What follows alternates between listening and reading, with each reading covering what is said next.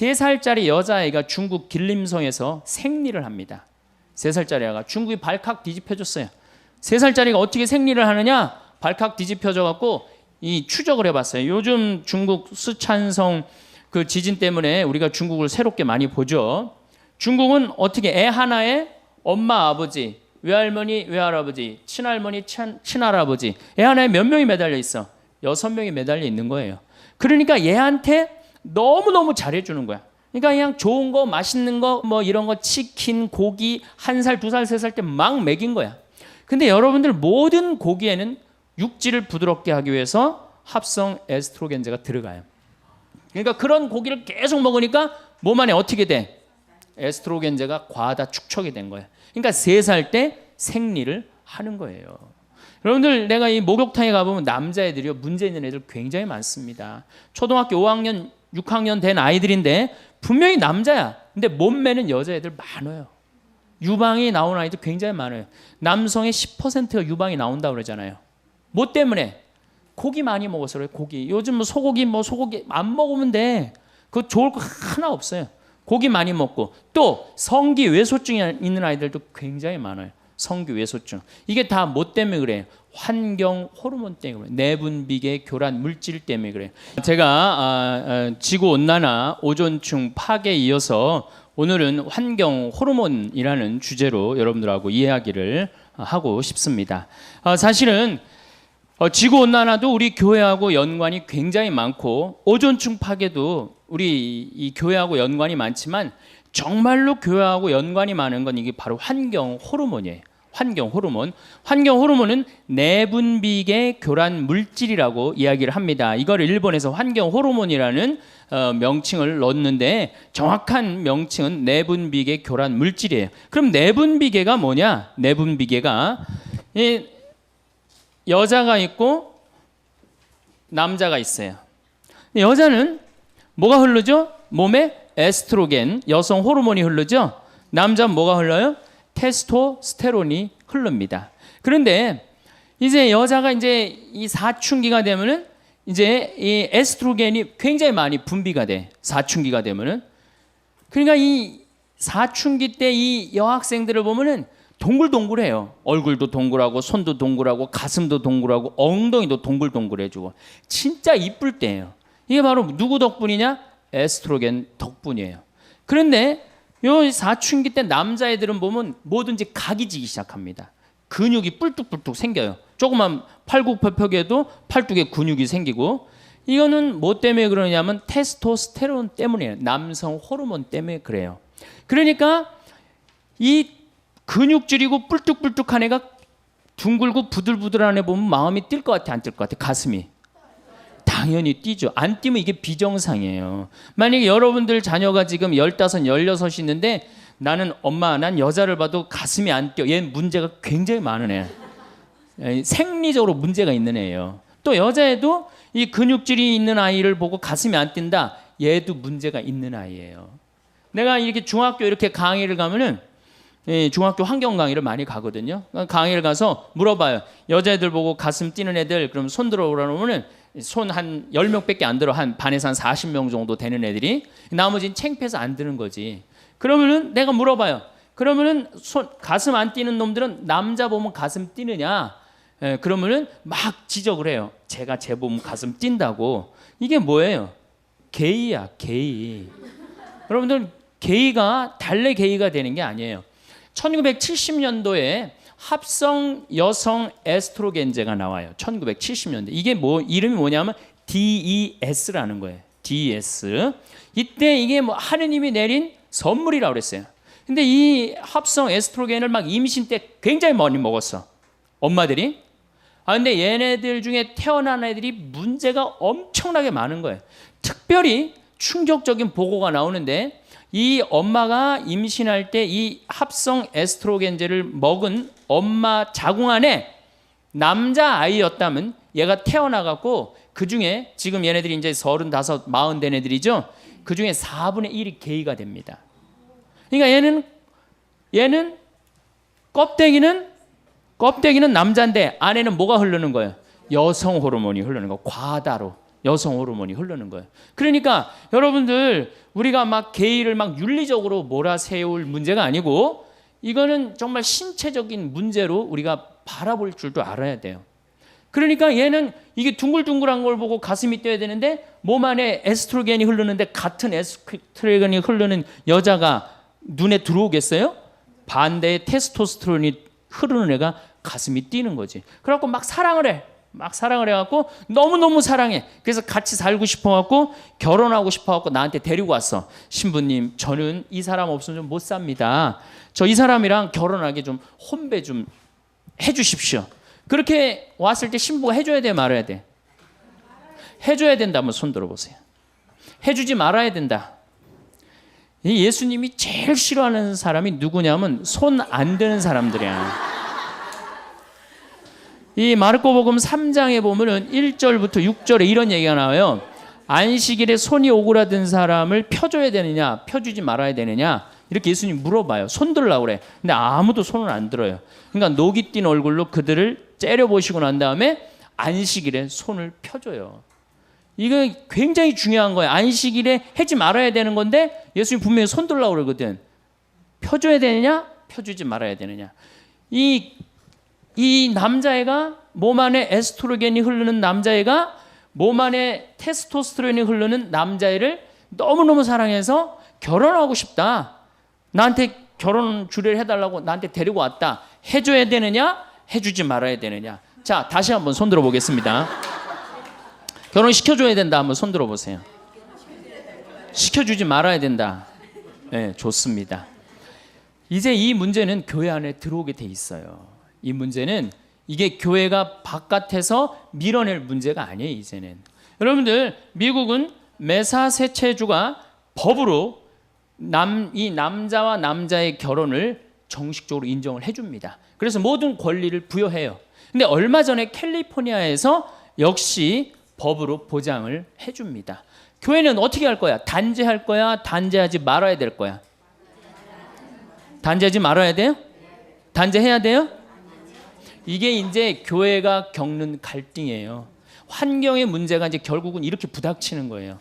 그동안 환경운동을 막 할 때 교회는 뭐라 그랬어? 그건 운동가들이 하는 거다. 운동가들이 하는 거다. 그렇게 한켠으로 밀어냈는데 이제는 운동가들이 하는 문제가 아니야. 교회의 실질적인 문제로 다가옵니다. 실질적인. 여러분들 2006년에 3살짜리 여자아이가 중국 길림성에서 생리를 합니다. 3살짜리 아이가 중국이 발칵 뒤집혀졌어요. 3살짜리가 어떻게 생리를 하느냐? 발칵 뒤집혀져 갖고 이 추적을 해봤어요. 요즘 중국 쓰촨성 그 지진 때문에 우리가 중국을 새롭게 많이 보죠.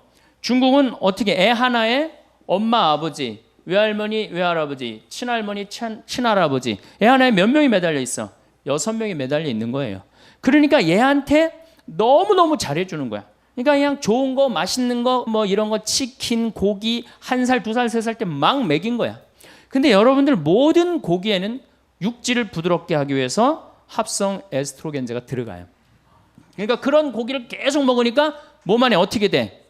에스트로겐제가 과다 축적이 된 거예요. 그러니까 3살 때 생리를 하는 거예요. 여러분들 내가 이 목욕탕에 가보면 남자애들이요 문제 있는 애들 굉장히 많습니다. 초등학교 5학년, 6학년 된 아이들인데 분명히 남자야. 근데 몸매는 여자애들 많아요. 유방이 나오는 아이들 굉장히 많아요. 남성의 10%가 유방이 나온다고 그러잖아요. 뭐 때문에? 고기 많이 먹어서 그래요. 고기. 요즘 뭐 소고기 안 먹으면 돼. 그거 좋을 거 하나 없어요. 고기 많이 먹고 또 성기 외소증이 있는 아이들도 굉장히 많아요. 성기 외소증. 이게 다 뭐 때문에 그래요? 환경 호르몬 때문에 내분비계 교란 물질 때문에 그래요. 이 내분비계 교란 물질이 이 멀리 있는 게 아닙니다.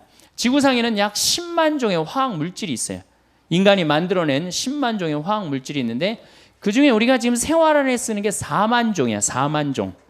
그러면 그 화학 물질이 뭐가 있겠어요? 자, 우선 이 강의실 안을 우선 봅시다. 여기 이 지붕 천정에 있는 이 텍스 이거 화학 물질이에요, 화학 물질 아니에요? 화학 물질이죠. 여러분들 샴푸할 때 파마할 때 쓰는 약 화학 물질이에요, 화학 물질 아니에요? 화학 물질이에요. 그 미용실에서 근무하는 분들이 불임률이 다른 사람들보다 2배가 높습니다. 화학 물질 속에서 살기 때문에 그래요. 여러분들 책상 지금 여기 이게 MDF라는 건데 이거 뒤집어 씌우고 이거 저기 뭐야 이 코팅하고 이거 화학물질이 화학물질 아니에요? 화학물질이죠. 이 바닥에 있는 타일 이거 화학물질이 화학물질 아니에요? 화학물질이에요. 여러분들이 입고 있는 합성수지 화학물질이 화학물질 아니에요? 화학물질이에요. 그러니까 인간한테 둘러싸여 있는 거 화학물질 아닌 게 없어요. 특히 이 문에 저 페인트야말로 독성 화학물질입니다. 그래서 여러분들 뭐 새집 증후군 같은 거 나 그거 걸린 분들 봤는데 굉장히 심각해요. 온갖 그냥 VOC라고 휘발성 유기 화합물, 이게 좀 말이 갑자기 어려워지죠. VOC라고 휘발성 유기 화합물이 있는데 쉽게 알 수 있는 게 뭐냐면 여름에 이 휘발유 자동차의 휘발유로 아지랑이 막 올라가는 거 있죠. 굉장히 독한 물질이에요. 그게 발암 물질이거든요. 근데 난 뭐 아르바이트 한다고 애들이 막 인라인 스케이트 타고 그 막 젊은 애들이 막 왔다 갔다 하는 거 굉장히 좀 걱정돼요. 그 화학 물질 덩어리 속에 애가 돌아다니는 거예요. 그런 아이들의 내분비가 교란이 온다는 거예요. 또 여러분들 뭐가 화학 물질이 또 있어요? 여러분들이 쓰는 합성 세제 굉장히 독한 물질입니다. 합성 세제, 주방 세제, 샴푸, 특별히 샴푸 같은 경우는 남자의 정자, 머리도 함몰시키고 꼬리도 녹인다는 거 아니에요. 그러니까 무슨 우리 생활 안에 이 건물도 화학물질 덩어리고 우리가 쓰는 세제도 화학물질 덩어리고 특히 DDT, 농약 이거는 굉장히 독한 화학물질이에요. 근데 제가 강원도 평창에서 나도 농사를 짓고 한 5,000평 지금 농사를 짓고 사는 사람이지만은 나는 농약을 안 치고 살지만은 농약 안 치고 사는 내가 얼마나 동네에서 욕먹는지 몰라요. 농약을 안 치는 건 농사 짓는 사람들한테 이해가 안 되는 일이에요.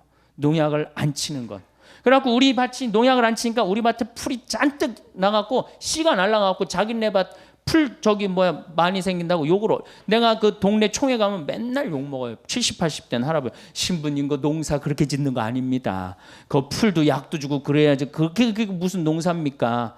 그러니까 시골에서는 농약을 안 친다는 걸 꿈을 못 꿔요.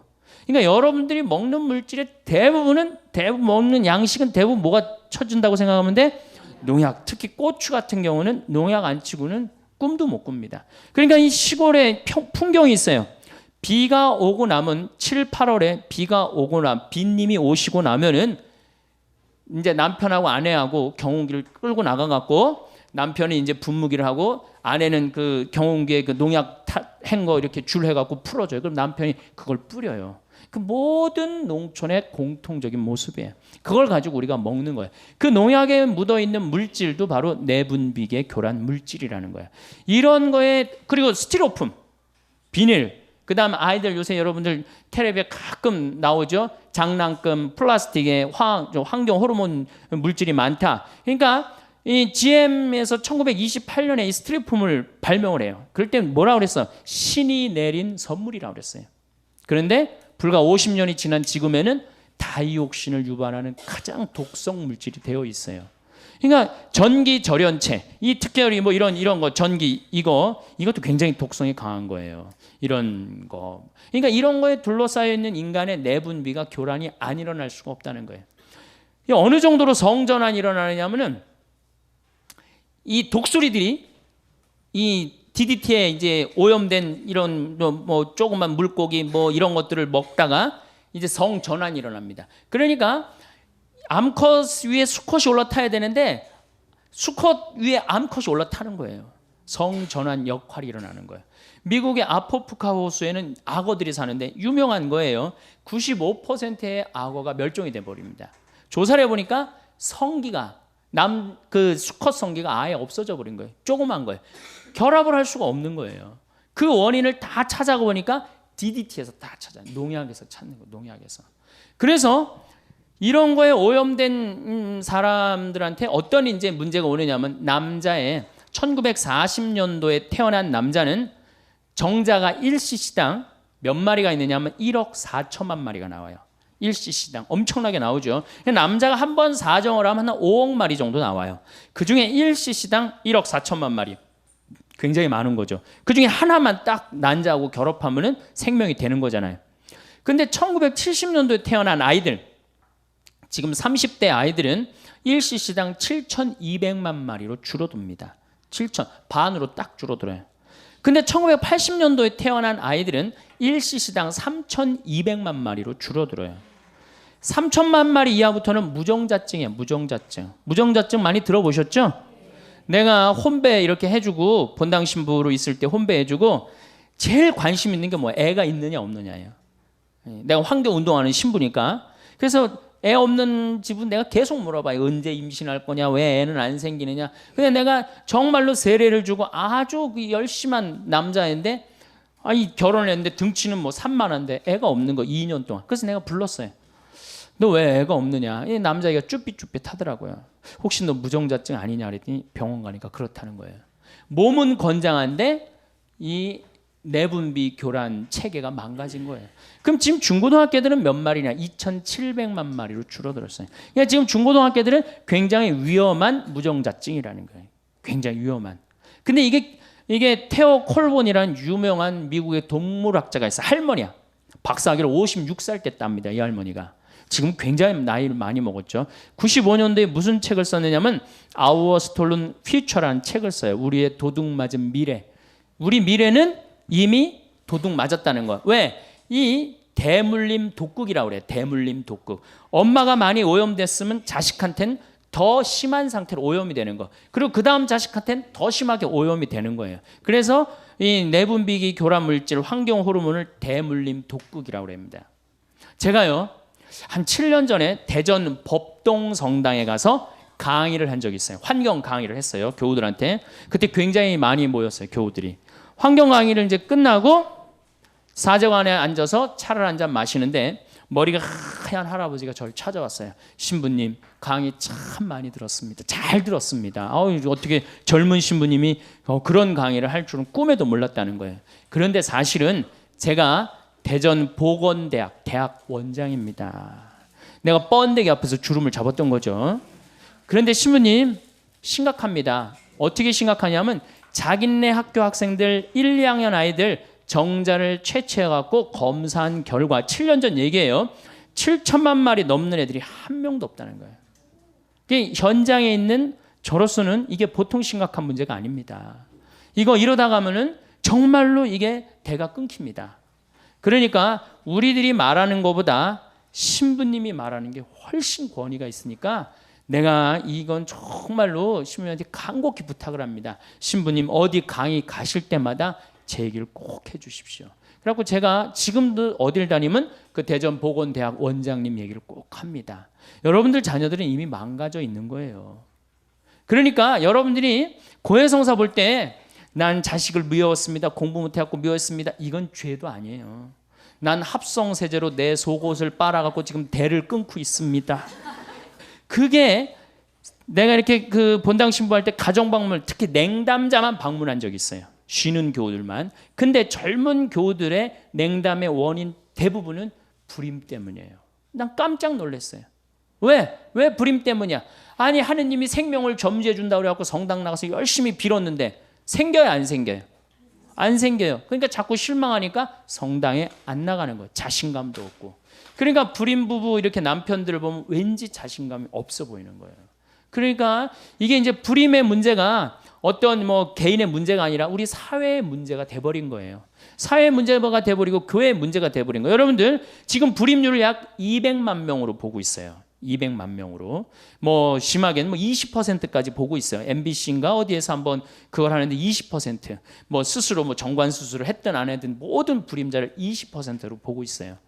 그러니까 이게 불임률이 그러니까 이제 그 책이 95년도에 나왔는데 30년 후에는 50%가 불임률이 될 거라는 거예요. 그러니까 2025년에는 50%가 불임률이 되고 50년 후에는 다 불임률이 될지도 모른다는 그런 무서운 주장을 하더라고요. 그러니까 지금 우리는 이 지구가 뭐 온난화라든가 오존층 파괴, 뭐 해수면 상승 이런 문제보다도 더 실질적인 문제는 뭐야? 환경 호르몬이에요. 그래서 환경 호르몬이 지구 3대 환경 문제입니다. 뭐 여러분들 막 그 수없이 막 사이클론 뭐 이런 얘기 굉장히 많이 듣죠. 근데 모든 학자들이 가장 심각한 3대 환경 문제는 지구 온난화, 오존층 파괴, 환경 호르몬이야. 우리 환경 호르몬은 이게 우리 교회하고 직접 연관이 있는 겁니다. 이제 이렇게 자꾸 불임자가 생기니까 이제 어떤 문제가 생기느냐 하면은 난자를 매매합니다. 우리나라 여대생들이 난자를 팔아요. 일본에. 이 지금 정자수가 제일 많이 줄어드는 나라가 일본, 우리나라, 프랑스예요. 왜? 일회용품을 제일 많이 쓰는 나라가 일본, 우리나라, 프랑스예요. 일회용품. 일회용품에 많은 문제가 있어요. 일회용 컵라면, 뭐 일회용 거 랩으로 씌워진 거, 하여튼 일회용품 좋아하는 건 문제가 있어요. 더욱이 내가 참 우리나라 사람들 참 대단하다는 생각 정말 많이 하는 게 어떻게 알루미늄 호일로 우리는 너무 좋아해요. 알루미늄 호일. 그게 알루미늄이야. 알루미늄은 중금속입니다. 중금속. 그런데 삼겹살 구워 먹을 때 어떻게 해? 알루미늄 깔고 거기다가 막 지글지글 막 끓여서 눌러붙으면 그거 떼어서 먹잖아요. 이 보통 용기가 아니에요. 무슨 김밥을 싸도 뭘로 싸? 알루미늄을 싸고, 뭐 샌드위치를 싸도 알루미늄으로 싸고. 그 얼마 전에도 보도에 나왔죠. 알루미늄 문제가 많다고. 근데 우리는 그냥 아무 생각 없이 하는 거예요. 여러분들 유럽에 가면 빵 가게에 알루미늄으로 싸주는 빵집이 어디 있어요?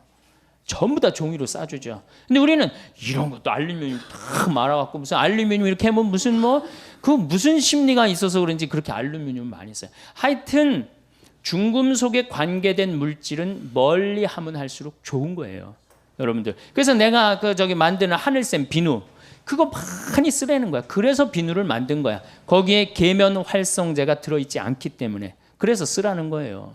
뭐 그냥 괜히 비누 팔아 먹기 위해서 그러는 게 아니고 우리 생활에 제가 암 걸린 사람들이 우리 환경센터에 연락을 많이 합니다. 그 비누 써요. 왜? 의사 선생님 화학 물질이 들어가 있는 펜틸페놀, 비스케놀, 이 노닐페놀이 안 들어간 합성 세제를 쓰라는 거예요. 그러니까 자연적인 방법, 기름으로 만드는 거, 콩기름으로 만드는 거, 돼지기름으로 만드는 거 그걸로 써야 되거든요. 합성으로 된 건 쓰면 안 되거든요. 어쨌든 이 난자 매매를 하는 거예요. 한 난자 하나에 얼마? 400만 원에서 500만 원 파는 거예요. 그러니까 난자 4개만 팔면은 어때요? 한 2천만 원 생기면 학비도 생기고 생활비도 생기고 그렇잖아요. 그럼 난자 여러분들 어때요? 난자 몇 개 맨날 없어지는 거 그거 팔아갖고 누이 좋고 매부 좋고 다 좋은 거 아니에요? 그래갖고 파는 거야. 근데 여기는 엄청난 함정이 들어있어요. 이건 생명이야, 생명. 생명이기 때문에 자기 필요에 의해서 팔았다. 좋아. 근데 결혼을 했는데 내가 애를 놓고 보니까 이게 기가 막힌 거야. 너무너무 사랑스러운 거야. 막 너무 이뻐갖고 발가락도 깨물어 보고 그냥 손가락도 빨아보고 너무너무 사랑스러운데 내가 5년 전에 판 그 난자의 그 주인공은 어느 하늘 아래서 살까? 이 생각하면 그때부터 미치기 시작하는 거예요. 그때부터. 걔는 또 실질적으로 자기 엄마가 육체적인 엄마가 누군지도 모르고 자라는 불행이 생기잖아요. 이게 난자 하나를 500만 원, 600만 원에 파는 문제가 아니에요. 생명을 사고 파는 노예제도보다 더한 시대로 지금 떨어지려고 그러는 거예요. 노예제도보다. 그걸 지금 가꾸어 나가려고 그러는 사람들이 누구예요? 서울대학 생명공학 교수팀이 그 짓을 한 거예요. 저는 그 짓이라고 말을 합니다. 왜냐하면 제가 그 황우석 교수 그 사태가 일어나기 전에 수원교구 주부에다 내가 뭐라고 썼느냐면 판도라 상자와 황우석 교수라는 걸 썼어요. 지금 열면 안 된다. 저건 굉장히 위험한 거다. 그리고 제가 이 주교회의 환경위원회 일을 할 때에도 우리 주교님들이 황우석 교수 사태 일어나기 6개월 전에 성명서를 하나 발표를 합니다. 지금 우리나라에서 자행되고 있는 생명공학, 그러니까 이 체세포 복제, 이거는 윤리적인 검증이 있고 난 다음에 해야 된다. 그럴 때 네티즌의 96%가 뭐라고 그랬느냐? 늙은 주교들 천주교나 잘 관리하라고 그러고 생맹 공격을 했어요. 근데 우리나라 사람들이 다 눈이 멀었어. 왜? 이 황우석 교수가 우리나라를 먹여 살린다고 청와대고 그냥 노무현이고 그냥 다 그러지 않았어요, 여러분들? 특히 언론도 특별히 더 그랬죠. 막 황우석이 신이 돼버렸어. 살아있는데 교과서까지 실리고 막 난리도 제 눈에는 생쇼를 하더라고요. 다른 나라는요, 그게 얼마나 조심스럽게 접근을 하고 있는데요. 굉장히 위험한 거거든요. 생명의 문제이기 때문에 우리 인간 질서가 무너질 수 있는 거거든요. 생명의 문제이기 때문에. 그래갖고 이제 이 체세포 복제를 이제 한번 해갖고 이제 무슨 뭐 골수도 만들어내고 뭐도 만들어내고 뭐도 만들어내면 누워 있는 사람 일어난다고. 나도 황우석 교수 그 강의 테이프 들었는데 아주 살살살살 높게 강의를 해요. 그러니까 이 착한 여자들이, 착한 건지 멍청한 건지 잘 모르겠지만은 이 착한 여자들이 내 난자 이거 기증해갖고 정말로 불체 환자를 고칠 수 있다면 내가 이거 기증하리라. 그리고 기증한 게 2,000개가 넘어. 2,000개가. 세계에서도 그런 유례가 없어요. 2,000개를. 그것도 돈도 안 받고. 근데 여러분들 난자 크기가 얼마네요? 0.14mm야. 참 0.14mm면은 테레비에 막 난자할 때 얼마만큼 나와요? 테레비에. 막 테레비 화면 꽉 차게 나오죠? 그래갖고 무슨 뭐 결함만 줄 아는 사람들 굉장히 많더라고. 난자 0.14mm면요 요만큼도 안 되는 거예요. 저만큼도 안 되는 걸 적출을 할 때 어떻게 하겠어? 주사기로 빼내거든요. 자궁 안에 넣어서. 그럼 한 번 딱 빼낼 수 있는 기술 가지고 있는 사람이 얼마나 있을 것 같아요? 없습니다. 자궁 안이 해지는 거예요. 해지는 거. 그런데 그런 그 여성들이 그 이제 자기 그 얘기를 쭉 황우석 교수 이제 그게 이제 다 거짓말이다 이런 게 하고 난 다음에 여성들이 얘기를 했는데 한 번도 그런 설명을 들은 적이 없다는 거예요. 내 자궁이 어떻게 망가지고 한 번에 10개씩 적출하고 그럴 때 내 생체 리듬이 어떻게 바뀌고 그래서 우울증에 걸린 여자가 굉장히 많은 거예요. 치료도 받고 저기 산부인과 가갖고 이 안에 치료도 받고. 그러니까 우리나라 여자가 문제가 아니라 우리나라 사회가 문제죠. 1년에 300억 달러 번대니까 다 눈 감아버린 거예요.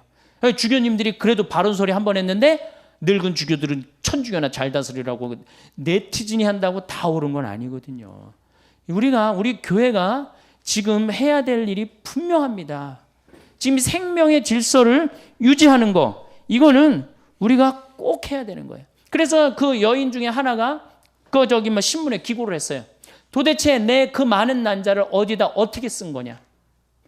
막상 그 난자들이 전부 사라졌다고 생각하니까 이제야 생명의 귀중함을 알 것 같다. 그리고 다 발견이 되고 난 다음부터 그 다음에 뭐라 그래? 이제 생명윤리를 다시 합시다. 정말로 창피한 일이죠. 정말로 창피한 거예요. 이건 대통령부터 저 언론 무슨 교수들 국민들 다 창피한 일을 우리가 한 거예요. 생명의 질서를 우리가 역행하는 거. 뭐하고 팔아먹겠다는 거야? 돈하고 팔아먹겠다는 거예요. 그러니까 이 생명의 질서가 잘 유지되도록 이제 교회는 역할을 해야 되는 겁니다. 그래서 교회가 저는 운동이라는 단어 싫어해요. 이거는 제가 이제 다음 시간에 얘기하겠지만은 이제는 여러분들 지금까지는 데모크러시 시대야. 데모크러시. 데모가 뭐냐면은 이게 사람들이야. 사람들. 군중들. 크러시는 뭐냐면 지배하는 거야. 그러니까 군중이 지배하는 시대야. 군중이 지배하는. 그러니까 다 민주주의 아니야. 이게 민주주의. 그래서 데모를 하지 않는 민주주의는 민주주의가 아니에요. 당연히 이게 데모 아니야. 데모. 근데 이제는 무슨 시대로 넘어가요? 바이오크러시. 에코크러시 시대로 넘어가는 거예요. 에코크러시. 그러니까 환경, 생태주의로 넘어가는 거예요. 이제는 민주주의도 이제 끝을 이제 고하고 있어요. 민주주의도. 이제 인간이 살아나려면 새로운 사상이, 새로운 체제가 이제 생겨야 되는데 그게 뭐야? 바로 에코크러시, 바이오크러시 시대로 넘어가고 있어요. 근데 교회가 아직도 거기에 대한 준비가 돼 있지 않다. 그러면은 이 교회는 이제 심각한 문제를 이제 직면하게 될 겁니다. 자, 이제 앞으로는 우리 이 세계가 어떻게 돼갈 거냐? 앞으로 인간이 세 종류가 나옵니다. 오리지널 인간, 우리 같이 오리지널 인간, 이렇게 엄마 아빠가 이렇게 정상적으로 만나갖고 정상적으로 이렇게 한 오리지널 인간. 그 다음에 DNA 조작 인간. 그 다음에 사이버 인간이 나와요.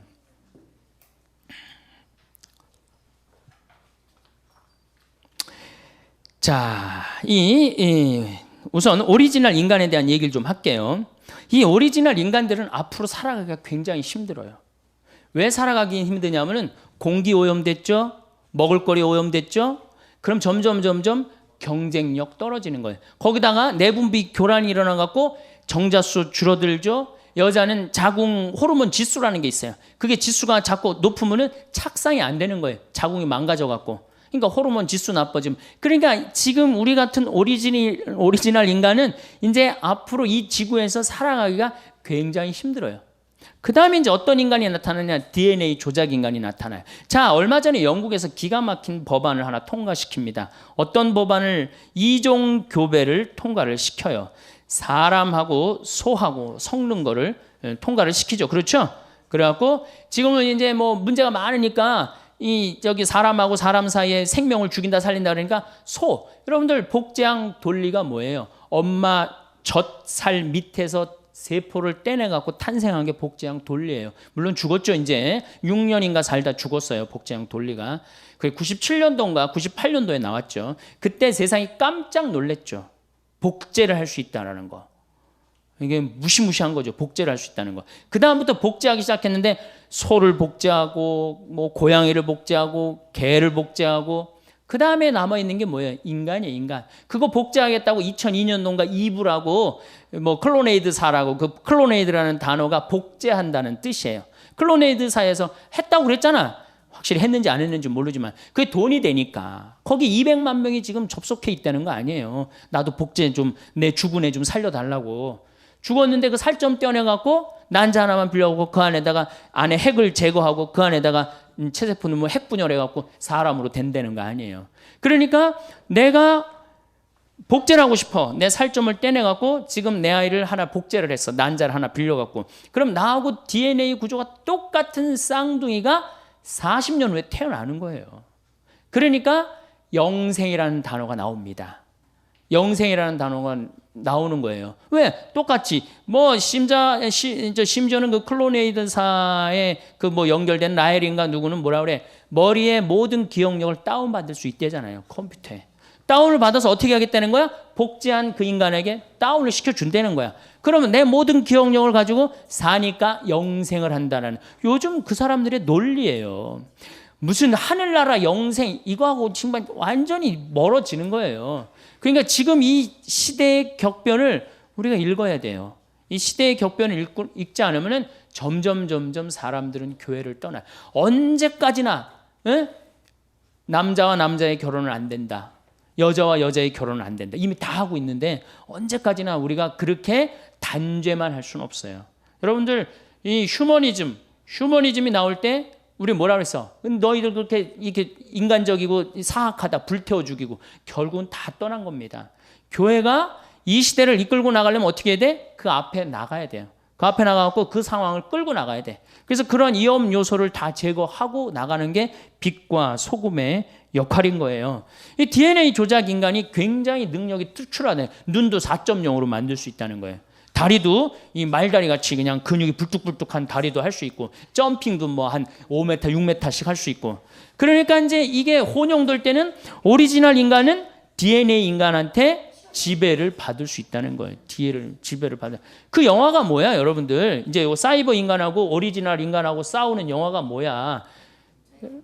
유명한 영화 있잖아요. 아니 터미네이터 말고. 에? 그렇지. 역시 수녀님이. 매트릭스라는 영화가 뭐예요? 사이버 인간하고 오리지널 인간들은 다 지하에 들어가갖고 저 사이버 인간들이 이 오리지널 인간을 죽이려고 그러는데 그 하나가 나타나갖고 합의를 보잖아요. 당분간 놔두자고. 맨 끝이 그렇게 끝나는 거 아니에요. 세상은 그렇게 가고 있는데 여기서 게이의 결혼은 안 됩니다. 이러고 앉아 있으면은 누가 말을 듣느냔 말이에요. 말 들을 사람 아무도 없다는 거예요. 자, 그 다음에 이제 사이버 인간. 요것도 머리가 아주 지끈지끈. 아주 요새 신부하기 힘들어요. 이 사이버 인간, 여러분들 2000년도에 어떤 로봇가 나온다고 그랬느냐? 2000년도에 청소하는 로봇가 나온다고 그랬어요. 2010년도에 환자 돌보는 로봇가 나온다고 그랬어요. 2020년에 가갖고 이게 노인들 이렇게 대화해주는 로봇 나온다고 그랬어요. 2030년에 원숭이 수준의 로봇가 나온다고 그랬어요. 2040년에 인간 수준하고 비슷한 로봇가 나온다고 그랬어요. 2050년에 인간을 뛰어넘는 로봇가 나온다고 그랬어요. 근데 지금 2008년인데 어디까지 나왔어? 원숭이까지 나왔어요. 원숭이 수준의 로봇까지 나왔어요. 그 대표적인 로봇가 아시모. 소니사의 아시모 아시죠? 키 요만한 애가 얼마 전에는 자선 음악회 G도 나와서 했어요. G도. 걔 월급도 받아요. 월급도. 뭐 상징적이겠지만은 로봇의 여러분들 지금 우리가 로봇가 시키는 대로 지금 많이 하고 살아요. 신호등 빨간불 서라 그럼 우리는 딱 쓰는 거예요. 파란불 딱 가라 그럼 가고. 예? 우리가 지금 로봇에 의해서 우리 자신도 모르게 굉장히 많이 움직이고 있어요. 우리 자신도 모르게.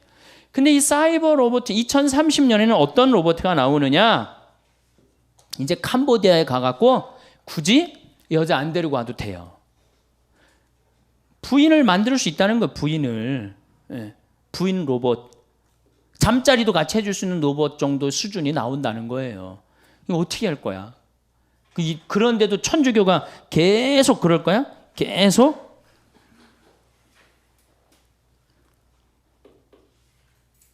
그래서 이제 이 환경 호르몬 문제에 있어서 우리 교우들이 꼭 알아야 되는 거는 우리 가톨릭 교회가 저는 많은 경우 환경 운동을 오해하는 경우가 있어요. 오해하는 경우 데모하는 무슨 새만금 막 데모하고 대우나 데모하고 그 데모하는 사람들이 환경 운동가로 알고 있는데 또 환경 운동가 자신들도 데모하는 사람으로 본인이 알면 안 돼요. 이제는 그래서 난 환경주의 시대야 이제. 이건 운동의 차원을 넘어섰어요. 이제 환경주의로 넘어가고 있어요. 환경주의로 넘어가면서 이제 우리의 관심은 이제 바뀌어야 돼. 교회의 관심도 바뀌어야 되고 우리의 삶의 관점도 바꿔야 돼요. 여러분들 사회복음화 이제 학교 지금 다니시는 거죠? 사회복음화라는 게 뭡니까? 사회복음화라는 게 사회 전체가 주님, 예수님이 정해놓은 생명의 질서에 따라 살면서 그 자연의 순리에 순응하면서 살아갈 수 있도록 우리가 그 사회를 변화시키는 게 사회복음화예요. 그래서 이제 지역적인 문제로 우리가 환경운동을 해서는 안 된다. 그래서 특별히 여성들, 이게 이제 여성들이 이제 큰 문제죠. 왜 여성들이 문제예요? 생명을 다루는 주인공이 누구예요? 바로 여성입니다. 여성들이 자기 자신의 역할을, 그래서 이제는 에코 페미니즘 시대라고 그러잖아요. 이게 그래서 이제 이렇게 연결이 됩니다. 에코 페미니즘은 뭐냐? 이제는 여성주의로 넘어왔어요. 여성주의로 넘어오고 거기 앞에 무슨 단어가 하나 붙여져? 에코자가 붙어져. 에코, 생태 여성주의. 이제 여자가 에코 크러쉬 시대의 주인공이 돼야 된다는 거야. 생태주의 시대. 그래서 95년 세계 북경 여성 대회에서 주님의 기도를 어떻게 외웠어요? 하늘에 계신 우리 아버지의 이름이 거룩히 빛나시며, 그렇게 안 합니다. 하늘에 계신 우리 어머니 이름이 거룩히 빛나시며 어머니의 나라가 오시며 어머니의 뜻이 하늘에서와 같이 땅에서도 이루어지소서. 왜? 여러분들 남자가 지배하는 세상에서는 하느님이 남성으로 불릴 수 있죠. 근데 하느님이 누가 남성이래? 하느님이 남성이에요? 하느님이 성이 있어요, 없어요? 하느님이 무슨 성이 없어요. 우리 인간 편에서 하느님을 아버지라고 부르는 거지 실질적으로는 하느님은 성이 없으신 분이에요. 근데 남자들이 세상을 지배했으니까 하느님을 남자 입장에서 생각하고 표현해서 뭐라 그래? 하늘에 계신 우리 아버지라고 그랬다는 거예요. 그런데 실질적으로 하느님은 아버지의 성보다는 어머니의 성이 훨씬 가깝다는 거예요. 생명을 창조해내고 만물을 길러내고, 이거 다 남자가 애 놓는데 해는 일 뭐 있어요? 씨 뿌리는 일밖에 더 해요? 그리고 모든 그건 다 누가 해요? 여성이 다 합니다. 그만큼 여성은 생명에 있어서 풍요롭다는 거예요. 그러니까 하늘에 계신 우리 어머니, 이제 여성이 이제 세상을 지배해야 된다는 거예요. 그래야지 이제 제대로 돌아간다는 거예요. 그래야지 제대로 돌아가야 된다는 거예요. 자, 보십시오. 이제 자, 여성이 세상을 지배해야 되는데, 그래서 이제 여성이 굉장히 앞으로 나가는데, 천주교는 여성이 앞으로 나갑니까? 안 나갑니까? 나가고 싶어도 나갈 길이 없잖아. 모든 결정권을 누가 갖고 있어요? 주교님들이 갖고 있잖아요. 주교님이 남자예요, 여자예요? 뭐 감정 있어요? 남자라는 말에 이렇게 굉장히 감정이 실려요. 또 신부들이 전부 남자예요, 여자예요? 남자죠. 이게 우리 교회 이제 이 핸디캡이에요. 제가 서울시에 양성평등 교육을 나갑니다. 양성평등. 왜냐하면 여러분들 이 개발도상국에서 선진국으로 올라갈 때 여성의 사회 참여율이 10%가 증가를 합니다. 근데 우리나라는 지금 1.7%밖에 여성이 사회에 안 나갑니다. 1.7%. 우리나라 여자 사회 관심이 없어요. 뒤집어지든 엎어지든. 그저 내 자식만 서울대학 보내면 된다는 거기에 아주 미쳐갖고 사회에 관심이 없어요. 그래도 여러분들은 지금 이 사회보고학교 나온 여러분들은 선구자예요. 선구자. 정말 대단한 분들이에요. 제가 이제 천주교, 개신교, 불교 대담을 나간 적이 있어요. 원음 방송에서. 근데 개신교에서는 누가 나왔냐면은 목사님, 저 여성 목사님이 나왔어요. 그 다음에 불교에서는 그 쓰레기 봉투 제로 운동하는 저기 스님이 나왔고, 그 다음에 그 원음에서는 그 여성 원무님이 나오고, 그 다음에 이제 천주교에서는 제가 나가서 대담을 하는데 밀려요. 왜? 내가 무슨 나도 농산물이라든가 이걸 잘 알지만은 여성 두 분한테 말이 안 되더라고요. 지금 가장 많은 주제가 뭐야? 먹을거리 아니에요. 근데 우리 지금 천주교에서 전부 다 남자들이 거기에 남자 신부님들, 우리 주교님들이 그 쇠고기에 대해서 여성들만큼 그렇게 막 그 뭐라 그럴까요? 아주 뼈저리게 막 그런 위기의식을 느낄까요? 우리는 그런다고 소고기 안 먹으면 개고기 먹으면 되지 뭐. 우리는 그 정도로 넘어간단 말이에요. 그 정도로. 그러니까 이 접근 방법이 굉장히 많이 틀린 거예요. 그래서 여성들이 한국 천주교에서, 한국 천주교뿐만 아니라 세계 교회에서 여성들이 깨어나지 않으면 천주교는 계속 추락하게 돼 있어요. 계속. 벌써 명예 자리를 하나 넘겨줬죠. 이슬람교가 우리보다 인구가 많아졌어요. 믿는 종교가. 이슬람도 독특한 종교지만은 어쨌든 가톨릭이 자꾸 떨어져요. 가톨릭이 자꾸 떨어져요.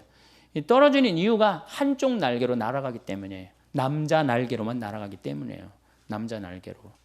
그래서 이제 양쪽 날개로 날아가는 시대가 온 거예요. 시대는 그렇게 변하고 있어요. 시대는 환경의 시대로 넘어가고 있어요. 환경의 시대. 그래서 이제는 교황님이 뭐라고 그러셨어요? 이제는 모든 이 지구에 사는 한 사람 한 사람이 환경을 걱정하고 환경을 개선하기 위해서 노력해야 된다. 교황님도 이제 간파를 하신 거예요. 올해 신년 천주의 성모 마친 마리아 평화의 날 교황님 담화 한번 보세요. 가족, 환경, 지구 공동체, 이거에 대한 문제를 언급을 하세요. 지금 성당 질 때가 아니야. 지금 성당 짓고 성당에 몇 억씩 집어넣을 때가 아니에요. 이제는 여러분들 건물에서 이제는 이게 눈에 안 보이는 문화 공간으로 지금 넘어가고 있어요. 사이버 공간으로 넘어가고 있어요. 그러니까 이런 공간에 우리 천주교가 이제는 바뀌어야 되는데, 거기에 가장 자극적인 게 뭐냐? 바로 환경 호르몬 문제라는 거예요. 내분비계 교란 물질.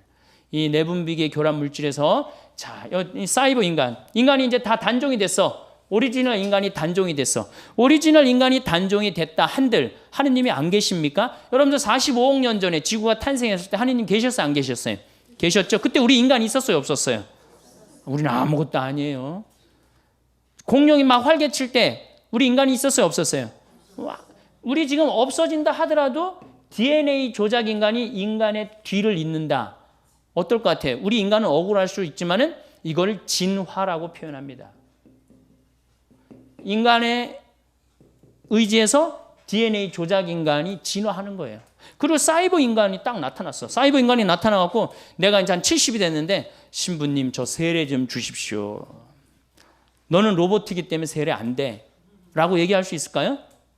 못합니다. 넌 로봇이기 때문에 너는 세례 못 줘. 그럼 사이버 인간들끼리 모여갖고, 야, 우리 세례 안 주는 데더라. 우리끼리 모여서 신부 하나 만들자. 그래갖고 그 로봇 중에 하나 서품 주문은 그걸로 끝나는 거 아니야. 끝나는 거 아니에요? 내가 너무 앞서 나가나 지금? 오늘? 너무 앞서 나가요? 근데 이미 그런 상태로 접어들고 있어요. 교회는 지금 아직도 뜨리덴틴 공의에 1520년도에 한 뜨리덴틴 공의에 머물러 있으면 안 됩니다. 그리고 역사적으로 교회가, 제가 다음 시간에 얘기하겠지만은 교회가 항상 끌고 나갔지, 끌려다니면서부터는 교회를 떠났어요. 끌려다니면서부터는. 우리가 끌고 나가야 돼. 그러니까 환경 문제. 저는 이제 요것만 하고 이제 오늘 이제 요 시간은 잠깐 제가 마칠 건데, 여러분들 1980년대 제일 믿고 싶은 종교 천주교였어요. 근데 지금은 3등으로 떨어졌어요. 제일 믿고 싶은 종교 어디로 바뀌었어요? 불교로 바뀌었어요. 왜? 80년대부터 불교는, 내가 그때부터 불교에 굉장히 관심이 많았는데, 그때부터 환경 문제를 불교 조계종 거기에 아예 담당하는 스님이 계셨어요. 그럼 아주 정책적으로 조계종 거기 안에서 이 책도 정책적으로 출간을 다 했어요. 그러니까 제대로 잡은 거지. 시대의 흐름을 제대로 잡으니까 사람들이 어디로 나가요? 불교로 가는 거예요. 천주교는 다 지금 건물 짓다가 망할 거예요. 천주교 성당 짓다 망할 거예요. 지금 대형 건물로 가면 망하게 돼 있어요. 대형 건물로. 근데 이제 우리 천주교가 이제 대형 건물로 가다가 요즘 줄어드니까 누가 대형 건물로 가? 개신교가 대형 건물로 가고 있어. 내 눈에는 보여요. 이제 천주교가 좀 쪼그라졌는데 이제 개신교가 완전히 망가지게 생겼구나. 그런 생각이 들어요. 사실은 예수님이 46년 동안 지은 성전을 3일 만에 짓겠다고 그래. 허물라고 그러고. 그게 무슨 살아있는 건물이에요? 뭐 몇십억 되는 건물이에요? 살아있는 사람이에요. 사람이 성전이거든. 그러니까 우리 여기 사회복음화 학교 학생들은 이제 내가 바로 성전이다. 세상에 나가갖고 우리가 세상의 빛과 소금이 돼야 되겠다. 오늘도 황창현 신부님의 행복특강 잘 들으셨나요? 이어서 나이 들수록 들으면 도움이 되는 지혜의 말씀을 들려드리겠습니다. 첫 번째, 피해야 할 사람은 자기 말만 하는 사람입니다. 이런 사람을 계속 만나면 기운이 쭉쭉 빠지고 내 기분이 헛헛해질 때가 있습니다. 이런 사람과 많은 시간을 보내고 나면 내게 느껴지는 것은 심신의 피로밖에 없습니다. 그래서 자기 말만 하는 사람과 같이 있으면 감정적이든 정신적이든 기운이 빠지고 충만한 기분이 들지 않습니다.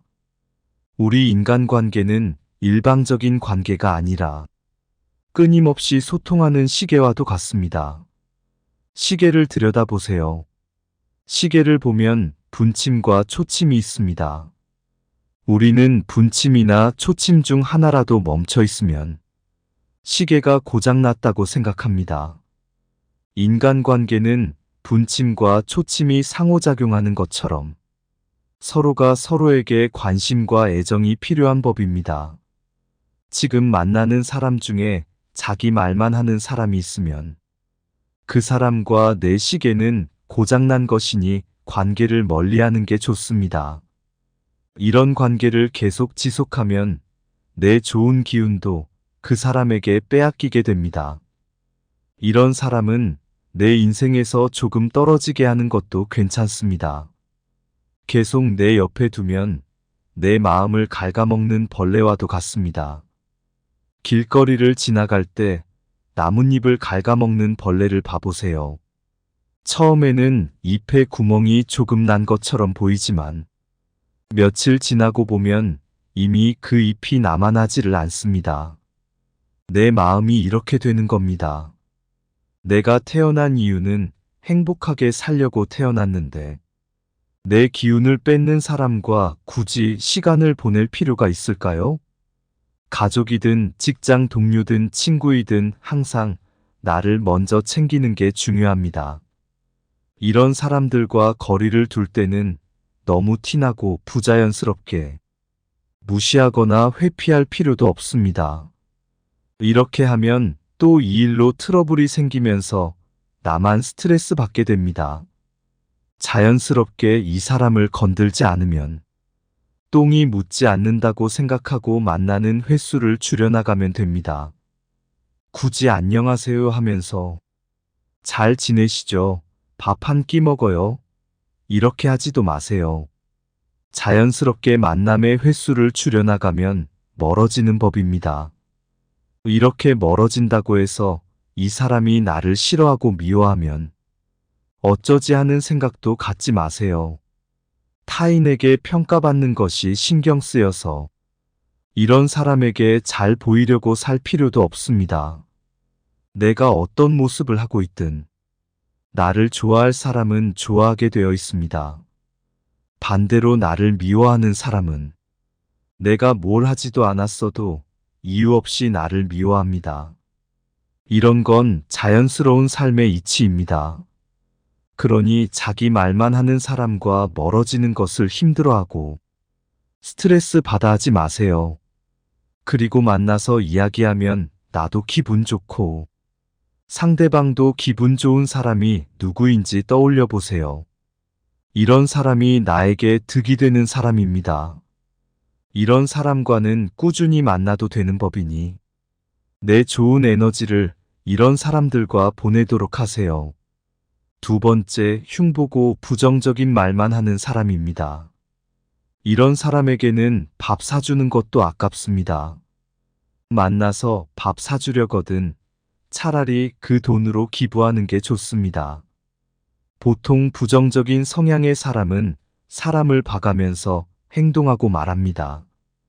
처음에 이 사람을 툭툭 건드려 봤다가 자기 말 좀 잘 들어줄 것 같으면 그때부터 매번 누구 흉보고 부정적인 말만 해댑니다. 이런 사람과 같이 어울려 다니면 내가 어떤 사람이 될까요? 내 가치가 깎아내려가고 만남의 횟수가 늘어날수록 나를 자학하는 행동과도 같습니다. 이런 부류의 사람은 당사자 앞에서는 웃으면서 말할지 몰라도 그 사람이 자리를 비우면 그 사람 험담을 늘어놓기 바쁩니다. 내가 자리를 비우면 필히 나에 대해 안 좋은 이야기를 할 사람입니다. 이런 사람은 관계를 완전히 단절하는 게 좋겠지만 가족이나 직장 상사나 동료라면 피치 못하게 매일 얼굴을 보고 살아야 합니다. 그래서 관계를 완전히 단절시키는 게 어려울 수 있습니다. 이럴 때는 최소한의 접촉만으로 끝내도록 하세요. 가족이 이렇다면 일찍 독립해서 나가서 살면 됩니다. 특히 조심해야 할 것은 상대의 성격을 어떻게든 고쳐보겠다는 생각입니다. 내 가족이 부정적이고 남 흉을 잘 보니까 내가 바꿔봐야겠다 이런 생각을 갖는 게 여러분에게는 최대의 스트레스를 가져다주는 마음가짐입니다. 그냥 이런 사람들이 주위에 많아서 극심한 스트레스를 받고 있으면 오히려 그것을 좋게 생각해 보세요. 얼른 그 자리를 떠나서 새로운 것을 찾아보라는 기회이며 새로운 전환기를 맞이하는 암시이기도 합니다. 세옹지 마라는 말이 있습니다. 이런 악연이 주변에 있어 괴로우면 내게 곧 좋은 일이 생기겠다고 도움이 되는 방향으로 생각하면 길이 보이기 마련입니다. 그리고 가족이든 직장 동료든 같은 자리에서 또 저런 말을 하고 있으면 정신 차리고 빨리 이야기를 그만두고 자리를 뜨면 됩니다. 계속 관계를 유지하면 최악의 경우에는 나 자신조차도 그런 비정상적인 사람으로 변할 가능성이 있습니다. 스트레스 받지 말고 거리를 두면서 저 사람은 마음의 병에 감염된 거라고 생각하는 것도 하나의 대처법입니다. 다음으로 교묘하게 상대방을 깎는 말을 하는 사람입니다. 이런 사람은 자신보다 밑에 있다고 생각되는 사람에게는 직접적으로 무시하거나 보이지 않게 은근히 눈치 주며 깔보는 사람들입니다. 예를 들어 지나가면서 내 옷을 보고 오늘 옷이 좀 그렇네? 라며 지나간다고 해보세요. 이런 사람 말을 듣고 그냥 넘어갈 법도 하지만 곱씹어서 생각해보면 종일 기분이 좋지 않고 스트레스 받을 때가 있습니다. 이런 성향의 사람을 피할 수 없이 반복적으로 봐야 하는 상황이라면 좋은 방법이 있습니다. 직접적으로 그 사람의 눈을 보면서 이야기를 해보도록 하세요. 옷이 좀 그렇다는 게 무슨 의미야? 이렇게 말하는 겁니다. 평소 나를 업신여겼던 사람들은 참지 말고 직접 눈을 보면서 말을 할 필요가 있습니다. 내가 이렇게 하면 교묘히 나를 깎아내리려고 했던 상대방은 이런저런 말도 안 되는 핑계를 대거나 말을 더듬기도 합니다. 그럼 상대방이 수세가 돼서 내가 만만치 않은 사람이라는 걸 알게 됩니다. 눈을 직접 보고 말하는 것만으로도 상대방을 제압할 수 있습니다. 이렇게 해야 그 사람이 내 마음의 공간에 들어오는 것도 맞고 그 사람 때문에 스트레스 받을 일도 없습니다.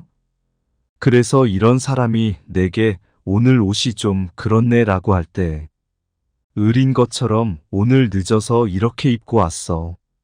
이런 식으로도 대답하지 마세요. 이런 대답은 오히려 그 사람이 나보다 우월하다는 것을 증명하는 대답일 뿐입니다. 내 가족이든 직장 동료이든 상사가 됐든 나에게 이런 말을 하는 사람이 있다면 항상 눈을 보고 직접적으로 질문이 의미를 되묻도록 합니다. 이렇게 하지 않으면 이 사람의 말에 얽혀 들어가게 되고 이 사람의 말에 휘둘리면서 내 하루하루의 삶이 괴롭고 힘듭니다. 주위의 소중한 분들에게도 공유해 주시면 좋을 것 같습니다. 한 번 더 들으시면 가슴에 더욱 새겨질 것입니다.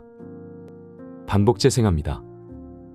제가 지구온난화, 오존층 파괴에 이어서 오늘은 환경 호르몬이라는 주제로 여러분들하고 이야기를 하고 싶습니다. 사실은 지구온난화도 우리 교회하고 연관이 굉장히 많고 오존층 파괴도 우리 이 교회하고 연관이 많지만 정말로 교회하고 연관이 많은 건 이게 바로 환경 호르몬이에요. 환경 호르몬. 환경 호르몬은 내분비계 교란 물질이라고 이야기를 합니다. 이걸 일본에서 환경 호르몬이라는 명칭을 넣었는데 정확한 명칭은 내분비계 교란 물질이에요. 그럼 내분비계가 뭐냐? 내분비계가 여자가 있고 남자가 있어요. 여자는 뭐가 흐르죠? 몸에 에스트로겐, 여성 호르몬이 흐르죠? 남자는 뭐가 흘러요? 테스토스테론이 흐릅니다. 그런데 이제 여자가 이제 이 사춘기가 되면은 이제 이 에스트로겐이 굉장히 많이 분비가 돼. 사춘기가 되면은. 그러니까 이 사춘기 때 이 여학생들을 보면은 동글동글해요. 얼굴도 동글하고 손도 동글하고 가슴도 동글하고 엉덩이도 동글동글해지고 진짜 이쁠 때예요. 이게 바로 누구 덕분이냐? 에스트로겐 덕분이에요. 그런데 요 사춘기 때 남자애들은 보면 뭐든지 각이 지기 시작합니다. 근육이 뿔뚝뿔뚝 생겨요. 조그만 팔굽혀펴기에도 팔뚝에 근육이 생기고 이거는 뭐 때문에 그러냐면 테스토스테론 때문이에요. 남성 호르몬 때문에 그래요. 그러니까 이 근육질이고 뿔뚝뿔뚝한 애가 둥글고 부들부들한 애 보면 마음이 뛸 것 같아, 안 뛸 것 같아? 가슴이. 당연히 뛰죠. 안 뛰면 이게 비정상이에요. 만약에 여러분들 자녀가 지금 15, 16이 있는데 나는 엄마, 난 여자를 봐도 가슴이 안 뛰어. 얘는 문제가 굉장히 많은 애. 생리적으로 문제가 있는 애예요. 또 여자애도 이 근육질이 있는 아이를 보고 가슴이 안 뛴다. 얘도 문제가 있는 아이예요. 내가 이렇게 중학교 이렇게 강의를 가면은 중학교 환경 강의를 많이 가거든요. 강의를 가서 물어봐요. 여자애들 보고 가슴 뛰는 애들 그럼 손 들어오라면은 손 한 10명밖에 안 들어. 한 반에서 한 40명 정도 되는 애들이 나머지는 창피해서 안 드는 거지. 그러면은 내가 물어봐요. 그러면은 가슴 안 뛰는 놈들은 남자 보면 가슴 뛰느냐? 그러면은 막 지적을 해요. 제가 제 보면 가슴 뛴다고. 이게 뭐예요? 게이야, 게이. 여러분들 게이가 달래 게이가 되는 게 아니에요. 1970년도에 합성 여성 에스트로겐제가 나와요. 1970년대. 이게 뭐 이름이 뭐냐면 DES라는 거예요. DES. 이때 이게 뭐 하느님이 내린 선물이라고 그랬어요. 근데 이 합성 에스트로겐을 막 임신 때 굉장히 많이 먹었어. 엄마들이. 근데 얘네들 중에 태어난 애들이 문제가 엄청나게 많은 거예요. 특별히 충격적인 보고가 나오는데 이 엄마가 임신할 때 이 합성 에스트로겐제를 먹은 엄마 자궁 안에 남자 아이였다면 얘가 태어나갖고 그 중에 지금 얘네들이 이제 35, 40 된 애들이죠. 그 중에 4분의 1이 게이가 됩니다. 그러니까 얘는 껍데기는 남자인데 안에는 뭐가 흐르는 거예요? 여성 호르몬이 흐르는 거. 과다로. 여성 호르몬이 흐르는 거예요. 그러니까 여러분들 우리가 막 게이를 막 윤리적으로 몰아세울 문제가 아니고 이거는 정말 신체적인 문제로 우리가 바라볼 줄도 알아야 돼요. 그러니까 얘는 이게 둥글둥글한 걸 보고 가슴이 뛰어야 되는데 몸 안에 에스트로겐이 흐르는데 같은 에스트로겐이 흐르는 여자가 눈에 들어오겠어요? 반대의 테스토스테론이 흐르는 애가 가슴이 뛰는 거지. 그래갖고 막 사랑을 해.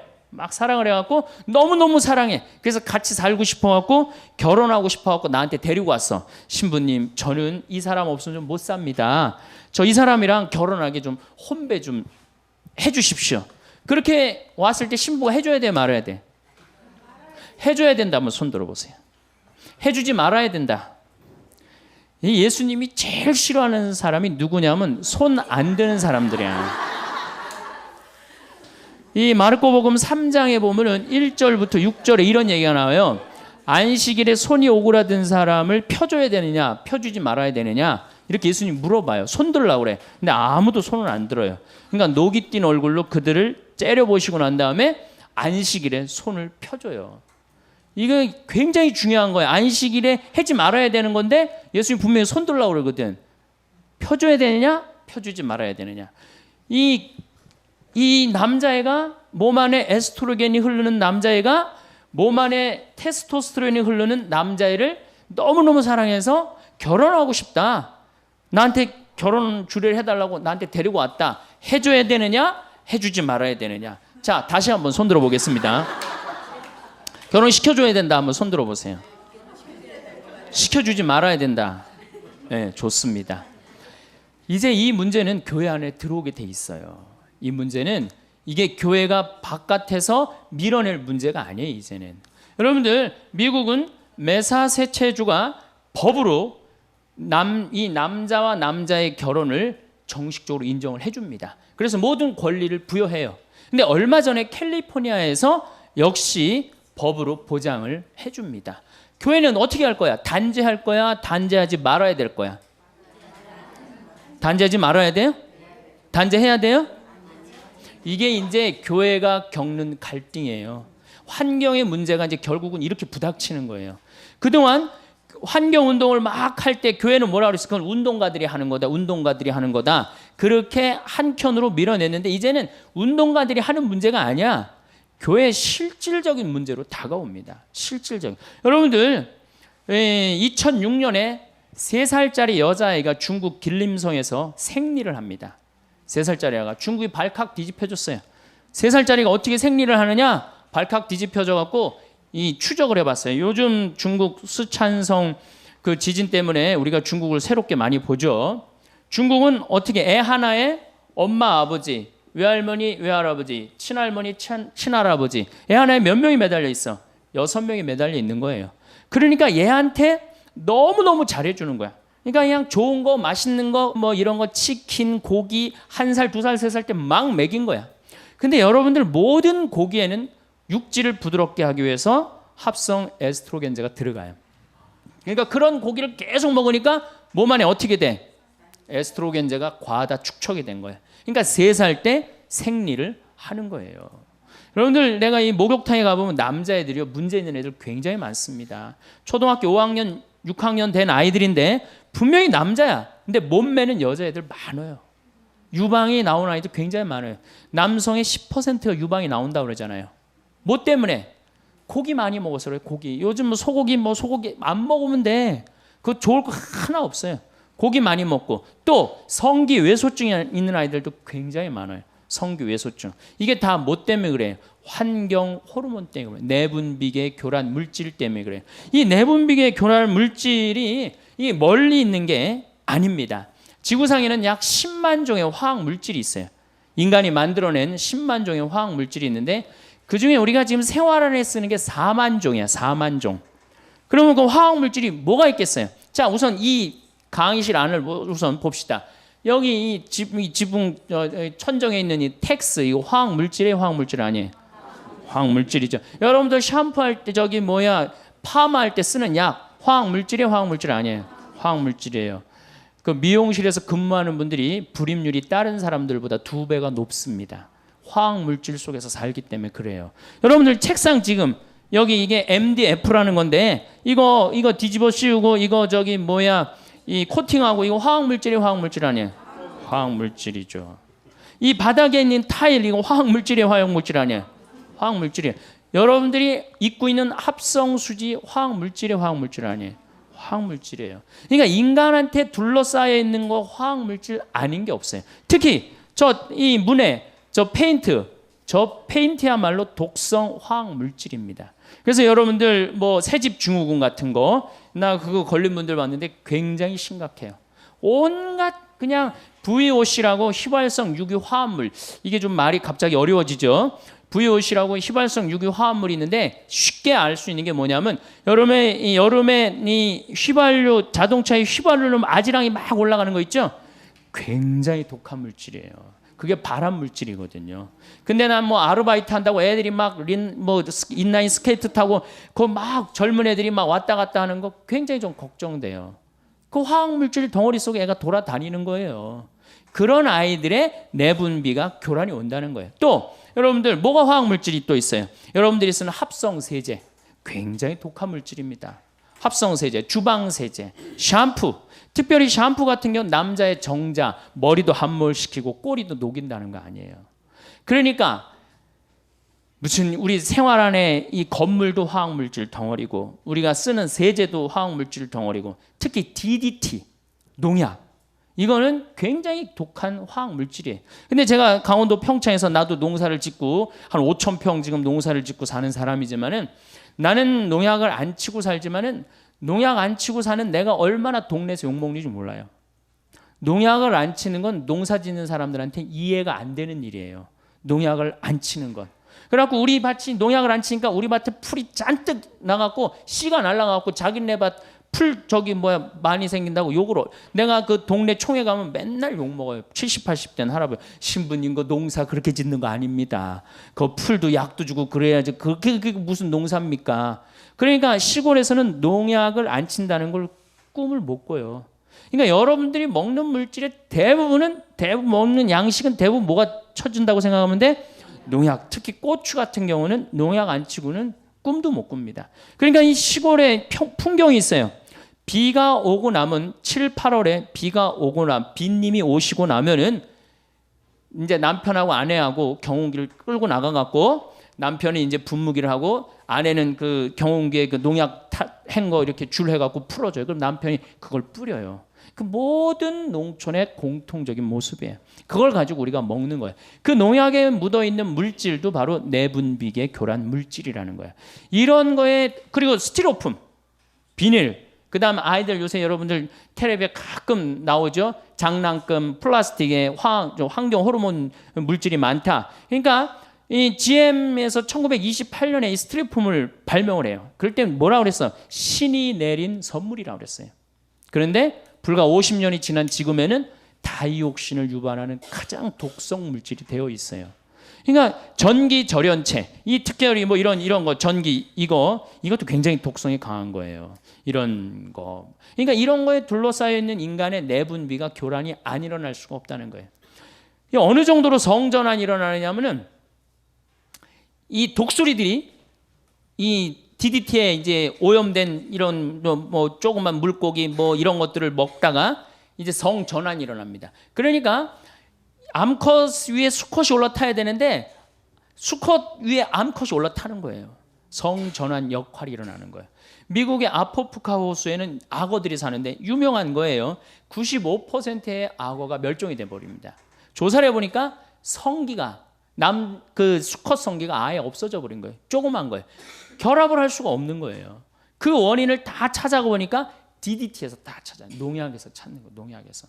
그래서 이런 거에 오염된 사람들한테 어떤 이제 문제가 오느냐면 남자의 1940년도에 태어난 남자는 정자가 1cc당 몇 마리가 있느냐면 1억 4천만 마리가 나와요. 1cc당 엄청나게 나오죠. 남자가 한 번 사정을 하면 한 5억 마리 정도 나와요. 그중에 1cc당 1억 4천만 마리. 굉장히 많은 거죠. 그중에 하나만 딱 난자하고 결합하면 생명이 되는 거잖아요. 근데 1970년도에 태어난 아이들, 지금 30대 아이들은 1cc당 7,200만 마리로 줄어듭니다. 7천, 반으로 딱 줄어들어요. 근데 1980년도에 태어난 아이들은 1cc당 3,200만 마리로 줄어들어요. 3천만 마리 이하부터는 무정자증이에요. 무정자증. 무정자증 많이 들어보셨죠? 내가 혼배 이렇게 해주고 본당 신부로 있을 때 혼배 해주고 제일 관심 있는 게 뭐야? 애가 있느냐 없느냐예요. 내가 환경 운동하는 신부니까. 그래서 애 없는 집은 내가 계속 물어봐요. 언제 임신할 거냐? 왜 애는 안 생기느냐? 근데 내가 정말로 세례를 주고 아주 열심한 남자인데 결혼을 했는데 등치는 뭐 산만한데 애가 없는 거 2년 동안. 그래서 내가 불렀어요. 너 왜 애가 없느냐? 이 남자애가 쭈삣쭈삣 하더라고요. 혹시 너 무정자증 아니냐 그랬더니 병원 가니까 그렇다는 거예요. 몸은 건장한데 이 내분비 교란 체계가 망가진 거예요. 그럼 지금 중고등학교들은 몇 마리냐? 2,700만 마리로 줄어들었어요. 그러니까 지금 중고등학교들은 굉장히 위험한 무정자증이라는 거예요. 굉장히 위험한. 근데 이게 테오 콜본이라는 유명한 미국의 동물학자가 있어. 할머니야. 박사학위를 56살 때 땁니다. 이 할머니가. 지금 굉장히 나이를 많이 먹었죠. 95년도에 무슨 책을 썼느냐면 Our Stolen Future라는 책을 써요. 우리의 도둑 맞은 미래. 우리 미래는 이미 도둑 맞았다는 거야. 왜? 이 대물림 독극이라고 그래요. 대물림 독극. 엄마가 많이 오염됐으면 자식한테는 더 심한 상태로 오염이 되는 거. 그리고 그 다음 자식한테는 더 심하게 오염이 되는 거예요. 그래서 이 내분비기 교란 물질, 환경 호르몬을 대물림 독극이라고 합니다. 제가요 한 7년 전에 대전 법동 성당에 가서 강의를 한 적이 있어요. 환경 강의를 했어요. 교우들한테. 그때 굉장히 많이 모였어요. 교우들이. 환경 강의를 이제 끝나고 사제관에 앉아서 차를 한 잔 마시는데 머리가 하얀 할아버지가 저를 찾아왔어요. 신부님 강의 참 많이 들었습니다. 잘 들었습니다. 어떻게 젊은 신부님이 그런 강의를 할 줄은 꿈에도 몰랐다는 거예요. 그런데 사실은 제가 대전 보건대학 대학 원장입니다. 내가 뻔데기 앞에서 주름을 잡았던 거죠. 그런데 신부님 심각합니다. 어떻게 심각하냐면 자기네 학교 학생들 1, 2학년 아이들 정자를 채취해갖고 검사한 결과 7년 전 얘기예요. 7천만 마리 넘는 애들이 한 명도 없다는 거예요. 현장에 있는 저로서는 이게 보통 심각한 문제가 아닙니다. 이러다 가면은 정말로 이게 대가 끊깁니다. 그러니까 우리들이 말하는 것보다 신부님이 말하는 게 훨씬 권위가 있으니까 내가 이건 정말로 신부님한테 간곡히 부탁을 합니다. 신부님 어디 강의 가실 때마다 제 얘기를 꼭 해주십시오. 그래갖고 제가 지금도 어딜 다니면 그 대전 보건대학 원장님 얘기를 꼭 합니다. 여러분들 자녀들은 이미 망가져 있는 거예요. 그러니까 여러분들이 고해성사 볼 때 난 자식을 미웠습니다. 공부 못해갖고 미웠습니다. 이건 죄도 아니에요. 난 합성세제로 내 속옷을 빨아갖고 지금 대를 끊고 있습니다. 그게 내가 이렇게 그 본당 신부할 때 가정방문 특히 냉담자만 방문한 적이 있어요. 쉬는 교우들만. 근데 젊은 교우들의 냉담의 원인 대부분은 불임 때문이에요. 난 깜짝 놀랐어요. 왜 불임 때문이야? 아니 하느님이 생명을 점지해 준다고 그래갖고 성당 나가서 열심히 빌었는데 생겨요 안 생겨요? 안 생겨요. 그러니까 자꾸 실망하니까 성당에 안 나가는 거예요. 자신감도 없고. 그러니까 불임 부부 이렇게 남편들을 보면 왠지 자신감이 없어 보이는 거예요. 그러니까 이게 이제 불임의 문제가 어떤 뭐 개인의 문제가 아니라 우리 사회의 문제가 돼버린 거예요. 사회 문제가 돼버리고 교회의 문제가 돼버린 거예요. 여러분들 지금 불임률을 약 200만 명으로 보고 있어요. 200만 명으로 뭐 심하게는 뭐 20%까지 보고 있어요. MBC인가 어디에서 한번 그걸 하는데 20% 뭐 스스로 뭐 정관 수술을 했든 안 했든 모든 불임자를 20%로 보고 있어요. 그러니까 이게 불임률이 그러니까 이제 그 책이 95년도에 나왔는데 30년 후에는 50%가 불임률이 될 거라는 거예요. 그러니까 2025년에는 50%가 불임률이 되고 50년 후에는 다 불임률이 될지도 모른다는 그런 무서운 주장을 하더라고요. 그러니까 지금 우리는 이 지구가 뭐 온난화라든가 오존층 파괴, 뭐 해수면 상승 이런 문제보다도 더 실질적인 문제는 뭐야? 환경 호르몬이에요. 그래서 환경 호르몬이 지구 3대 환경 문제입니다. 뭐 여러분들 막 그 수없이 많은 사이클론 뭐 이런 얘기 굉장히 많이 듣죠. 근데 모든 학자들이 가장 심각한 3대 환경 문제는 지구 온난화, 오존층 파괴, 환경 호르몬이야. 우리 환경 호르몬은 이게 우리 교회하고 직접 연관이 있는 겁니다. 이제 이렇게 자꾸 불임자가 생기니까 이제 어떤 문제가 생기느냐 하면은 난자를 매매합니다. 우리나라 여대생들이 난자를 팔아요. 일본에. 이 지금 정자수가 제일 많이 줄어드는 나라가 일본, 우리나라, 프랑스예요. 왜? 일회용품을 제일 많이 쓰는 나라가 일본, 우리나라, 프랑스예요. 일회용품. 일회용품에 많은 문제가 있어요. 일회용 컵라면, 뭐 일회용 거 랩으로 씌워진 거, 하여튼 일회용품 좋아하는 건 문제가 있어요. 더욱이 내가 참 우리나라 사람들 참 대단하다는 생각 정말 많이 하는 게 어떻게 알루미늄 호일로 우리는 너무 좋아해요. 알루미늄 호일. 그게 알루미늄이야. 알루미늄은 중금속입니다. 중금속. 그런데 삼겹살 구워 먹을 때 어떻게 해? 알루미늄 깔고 거기다가 막 지글지글 막 끓여서 눌러붙으면 그거 떼어서 먹잖아요. 이 보통 용기가 아니에요. 무슨 김밥을 싸도 뭘로 싸? 알루미늄을 싸고, 뭐 샌드위치를 싸도 알루미늄으로 싸고. 그 얼마 전에도 보도에 나왔죠. 알루미늄 문제가 많다고. 근데 우리는 그냥 아무 생각 없이 하는 거예요. 여러분들 유럽에 가면 빵 가게에 알루미늄으로 싸주는 빵집이 어디 있어요? 전부 다 종이로 싸주죠. 근데 우리는 이런 것도 알루미늄 딱 말아갖고 무슨 알루미늄 이렇게 하면 무슨 뭐 그 무슨 심리가 있어서 그런지 그렇게 알루미늄 많이 써요. 하여튼 중금속에 관계된 물질은 멀리 하면 할수록 좋은 거예요, 여러분들. 그래서 내가 그 저기 만드는 하늘샘 비누 그거 많이 쓰라는 거야. 그래서 비누를 만든 거야. 거기에 계면 활성제가 들어있지 않기 때문에 그래서 쓰라는 거예요. 뭐 그냥 괜히 비누 팔아 먹기 위해서 그러는 게 아니고 우리 생활에 제가 암 걸린 사람들이 우리 생태 저기 뭐 환경센터에 연락을 많이 합니다. 그 비누 써요. 왜? 의사 선생님 화학 물질이 들어가 있는 펜틸페놀, 비스케놀, 이 노닐페놀이 안 들어간 합성 세제를 쓰라는 거예요. 그러니까 자연적인 방법, 기름으로 만드는 거, 콩기름으로 만드는 거, 돼지기름으로 만드는 거 그걸로 써야 되거든요. 합성으로 된 건 쓰면 안 되거든요. 어쨌든 이 난자 매매를 하는 거예요. 한 난자 하나에 얼마? 400만 원에서 500만 원 파는 거예요. 그러니까 난자 4개만 팔면은 어때요? 한 2천만 원 생기면 학비도 생기고 생활비도 생기고 그렇잖아요. 그럼 난자 뭐 여러분들 어때요? 난자 몇 개 맨날 없어지는 거 그거 팔아갖고 누이 좋고 매부 좋고 다 좋은 거 아니에요?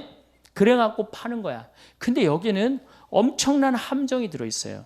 이건 생명이야, 생명. 생명이기 때문에 자기 필요에 의해서 팔았다. 좋아. 근데 결혼을 했어. 결혼을 했는데 내가 애를 놓고 보니까 이게 기가 막힌 거야. 너무너무 사랑스러운 거야. 막 너무 이뻐갖고 발가락도 깨물어 보고 그냥 손가락도 빨아보고 너무너무 사랑스러운데 내가 5년 전에 판 그 난자의 그 주인공은 어느 하늘 아래서 살까? 이 생각하면 그때부터 미치기 시작하는 거예요. 그때부터. 걔는 또 실질적으로 자기 엄마가 육체적인 엄마가 누군지도 모르고 자라는 불행이 생기잖아요. 이게 난자 하나를 500만 원, 600만 원에 파는 문제가 아니에요. 생명을 사고 파는 노예제도보다 더한 시대로 지금 떨어지려고 그러는 거예요. 노예제도보다. 그걸 지금 가꾸어 나가려고 그러는 사람들이 누구예요? 서울대학 생명공학 교수팀이 그 짓을 한 거예요. 저는 그 짓이라고 말을 합니다. 왜냐하면 제가 그 황우석 교수 그 사태가 일어나기 전에 수원교구 주부에다 내가 뭐라고 썼느냐면 판도라 상자와 황우석 교수라는 걸 썼어요. 지금 열면 안 된다. 저건 굉장히 위험한 거다. 그리고 제가 이 주교회의 환경위원회 일을 할 때에도 우리 주교님들이 황우석 교수 사태 일어나기 6개월 전에 성명서를 하나 발표를 합니다. 지금 우리나라에서 자행되고 있는 생명공학, 그러니까 이 체세포 복제, 이거는 윤리적인 검증이 있고 난 다음에 해야 된다. 그럴 때 네티즌의 96%가 뭐라고 그랬느냐? 늙은 주교들 천주교나 잘 관리하라고 그러고 생맹 공격을 했어요. 근데 우리나라 사람들이 다 눈이 멀었어. 왜? 이 황우석 교수가 우리나라를 먹여 살린다고 청와대고 그냥 노무현이고 그냥 다 그러지 않았어요, 여러분들? 특히 언론도 특별히 더 그랬죠. 막 황우석이 신이 돼버려서 살아있는데 교과서까지 실리고 막 난리도 제 눈에는 생쇼를 하더라고요. 다른 나라는요, 그게 얼마나 조심스럽게 접근을 하고 있는데요. 굉장히 위험한 거거든요. 생명의 문제이기 때문에 우리 인간 질서가 무너질 수 있는 거거든요. 생명의 문제이기 때문에. 그래갖고 이제 이 체세포 복제를 이제 한번 해갖고 이제 무슨 뭐 골수도 만들어내고 뭐도 만들어내고 뭐도 만들어내면 누워 있는 사람 일어난다고. 나도 황우석 교수 그 강의 테이프 들었는데 아주 살살살살 높게 강의를 해요. 그러니까 이 착한 여자들이, 착한 건지 멍청한 건지 잘 모르겠지만은 이 착한 여자들이 내 난자 이거 기증해갖고 정말로 불체 환자를 고칠 수 있다면 내가 이거 기증하리라. 그리고 기증한 게 2,000개가 넘어. 2,000개가. 세계에서도 그런 유래가 없어요. 2,000개를. 그것도 돈도 안 받고. 근데 여러분들 난자 크기가 얼마네요? 0.14mm야. 참. 0.14mm면은 테레비에 막 난자할 때 얼마만큼 나와요? 테레비에. 막 테레비 화면 꽉 차게 나오죠? 그래갖고 무슨 뭐 결함만 한 줄 아는 사람들 굉장히 많더라고. 난자. 0.14mm면요. 요만큼도 안 되는 거예요. 저만큼도 안 되는 걸 적출을 할 때 어떻게 하겠어? 주사기로 빼내거든요. 자궁 안에 넣어서. 그럼 한 번 딱 빼낼 수 있는 기술 가지고 있는 사람이 얼마나 있을 것 같아요? 없습니다. 자궁 안이 해지는 거예요. 해지는 거. 그런데 그런 그 여성들이 그 이제 자기 그 얘기를 쭉 황우석 교수 이제 그게 이제 다 거짓말이다 이런 게 하고 난 다음에 여성들이 얘기를 했는데 한 번도 그런 설명을 들은 적이 없다는 거예요. 내 자궁이 어떻게 망가지고 한 번에 10개씩 적출하고 그럴 때 내 생체 리듬이 어떻게 바뀌고 그래서 우울증에 걸린 여자가 굉장히 많은 거예요. 치료도 받고 저기 산부인과 가갖고 이 안에 치료도 받고. 그러니까 우리나라 여자들을 우리나라 여자가 문제가 아니라 우리나라 사회가 문제죠. 1년에 300억 달러 번대니까 다 눈 감아버린 거예요. 주교님들이 그래도 바른 소리 한 번 했는데 늙은 주교들은 천주교나 잘 다스리라고 네티즌이 한다고 다 옳은 건 아니거든요. 우리 교회가 지금 해야 될 일이 분명합니다. 지금 생명의 질서를 유지하는 거, 이거는 우리가 꼭 해야 되는 거예요. 그래서 그 여인 중에 하나가 신문에 기고를 했어요. 도대체 내 그 많은 난자를 어디다 어떻게 쓴 거냐. 막상 그 난자들이 전부 사라졌다고 생각하니까 이제야 생명의 귀중함을 알 것 같다. 그리고 다 발견이 되고 난 다음부터 그 다음에 뭐라 그래? 이제 생명윤리를 다시 합시다. 정말로 창피한 일이죠. 정말로 창피한 거예요. 이건 대통령부터 저 언론 무슨 교수들 국민들 다 창피한 일을 우리가 한 거예요. 생명의 질서를 우리가 역행하는 거. 뭐하고 팔아먹겠다는 거야? 돈하고 팔아먹겠다는 거예요. 그러니까 이 생명의 질서가 잘 유지되도록 이제 교회는 역할을 해야 되는 겁니다. 그래서 교회가 저는 운동이라는 단어 싫어해요. 이거는 제가 이제 다음 시간에 얘기하겠지만은 이제는 여러분들 지금까지는 데모크러시 시대야. 데모크러시. 데모가 뭐냐면은 이게 사람들이야. 사람들. 군중들. 크러시는 뭐냐면 지배하는 거야. 그러니까 군중이 지배하는 시대야. 군중이 지배하는. 그러니까 다 민주주의 아니야. 이게 민주주의. 그래서 데모를 하지 않는 민주주의는 민주주의가 아니에요. 당연히 이게 데모 아니야. 데모. 근데 이제는 무슨 시대로 넘어가요? 바이오크러시. 에코크러시 시대로 넘어가는 거예요. 에코크러시. 그러니까 환경, 생태주의로 넘어가는 거예요. 이제는 민주주의도 이제 끝을 이제 고하고 있어요. 민주주의도. 이제 인간이 살아나려면 새로운 사상이, 새로운 체제가 이제 생겨야 되는데 그게 뭐야? 바로 에코크러시, 바이오크러시 시대로 넘어가고 있어요. 근데 교회가 아직도 거기에 대한 준비가 돼 있지 않다. 그러면은 이 교회는 이제 심각한 문제를 이제 직면하게 될 겁니다. 자, 이제 앞으로는 우리 이 세계가 어떻게 돼갈 거냐? 앞으로 인간이 세 종류가 나옵니다. 오리지널 인간, 우리 같이 오리지널 인간. 이렇게 엄마 아빠가 이렇게 정상적으로 만나갖고 정상적으로 이렇게 한 오리지널 인간. 그 다음에 DNA 조작 인간. 그 다음에 사이버 인간이 나와요.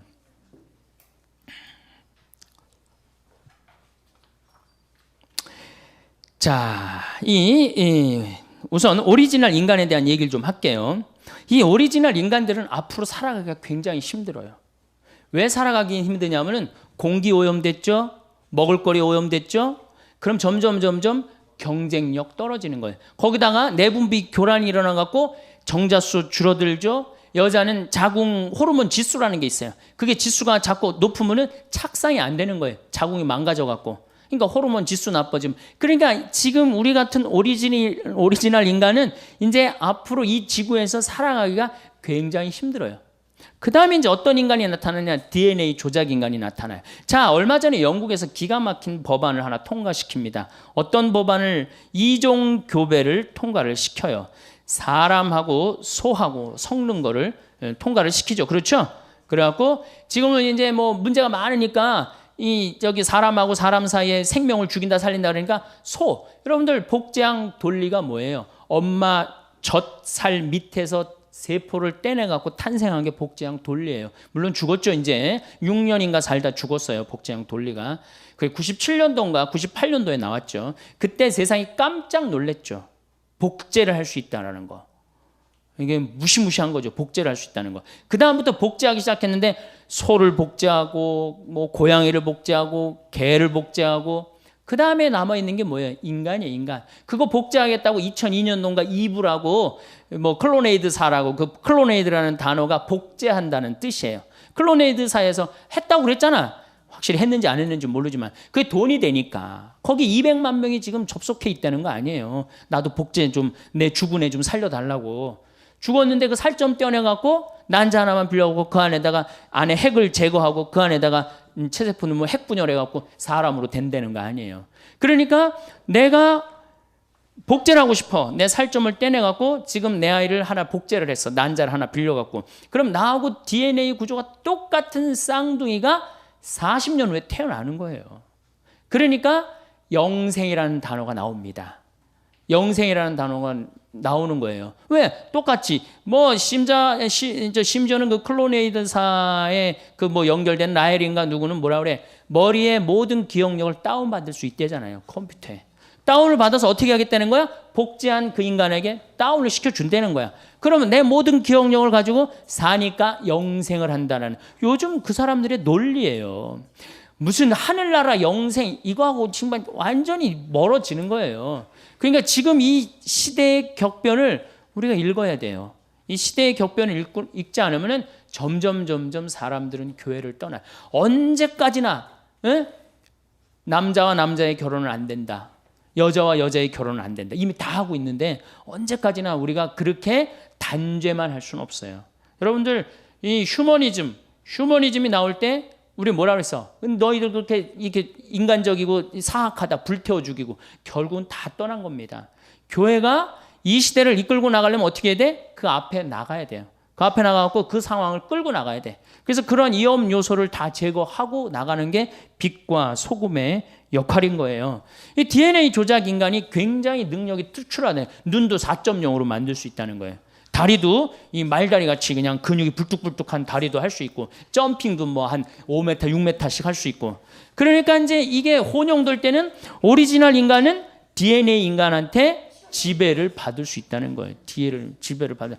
그 영화가 뭐야, 여러분들? 이제 요 사이버 인간하고 오리지널 인간하고 싸우는 영화가 뭐야? 유명한 영화 있잖아요. 아니 터미네이터 말고. 에? 그렇지. 역시 수녀님이. 매트릭스라는 영화가 뭐예요? 사이버 인간하고 오리지널 인간들은 다 지하에 들어가갖고 저 사이버 인간들이 이 오리지널 인간을 죽이려고 그러는데 그 하나가 나타나갖고 합의를 보잖아요. 당분간 놔두자고. 맨 끝이 그렇게 끝나는 거 아니에요. 세상은 그렇게 가고 있는데 여기서 게이의 결혼은 안 됩니다. 이러고 앉아 있으면은 누가 말을 듣느냔 말이에요.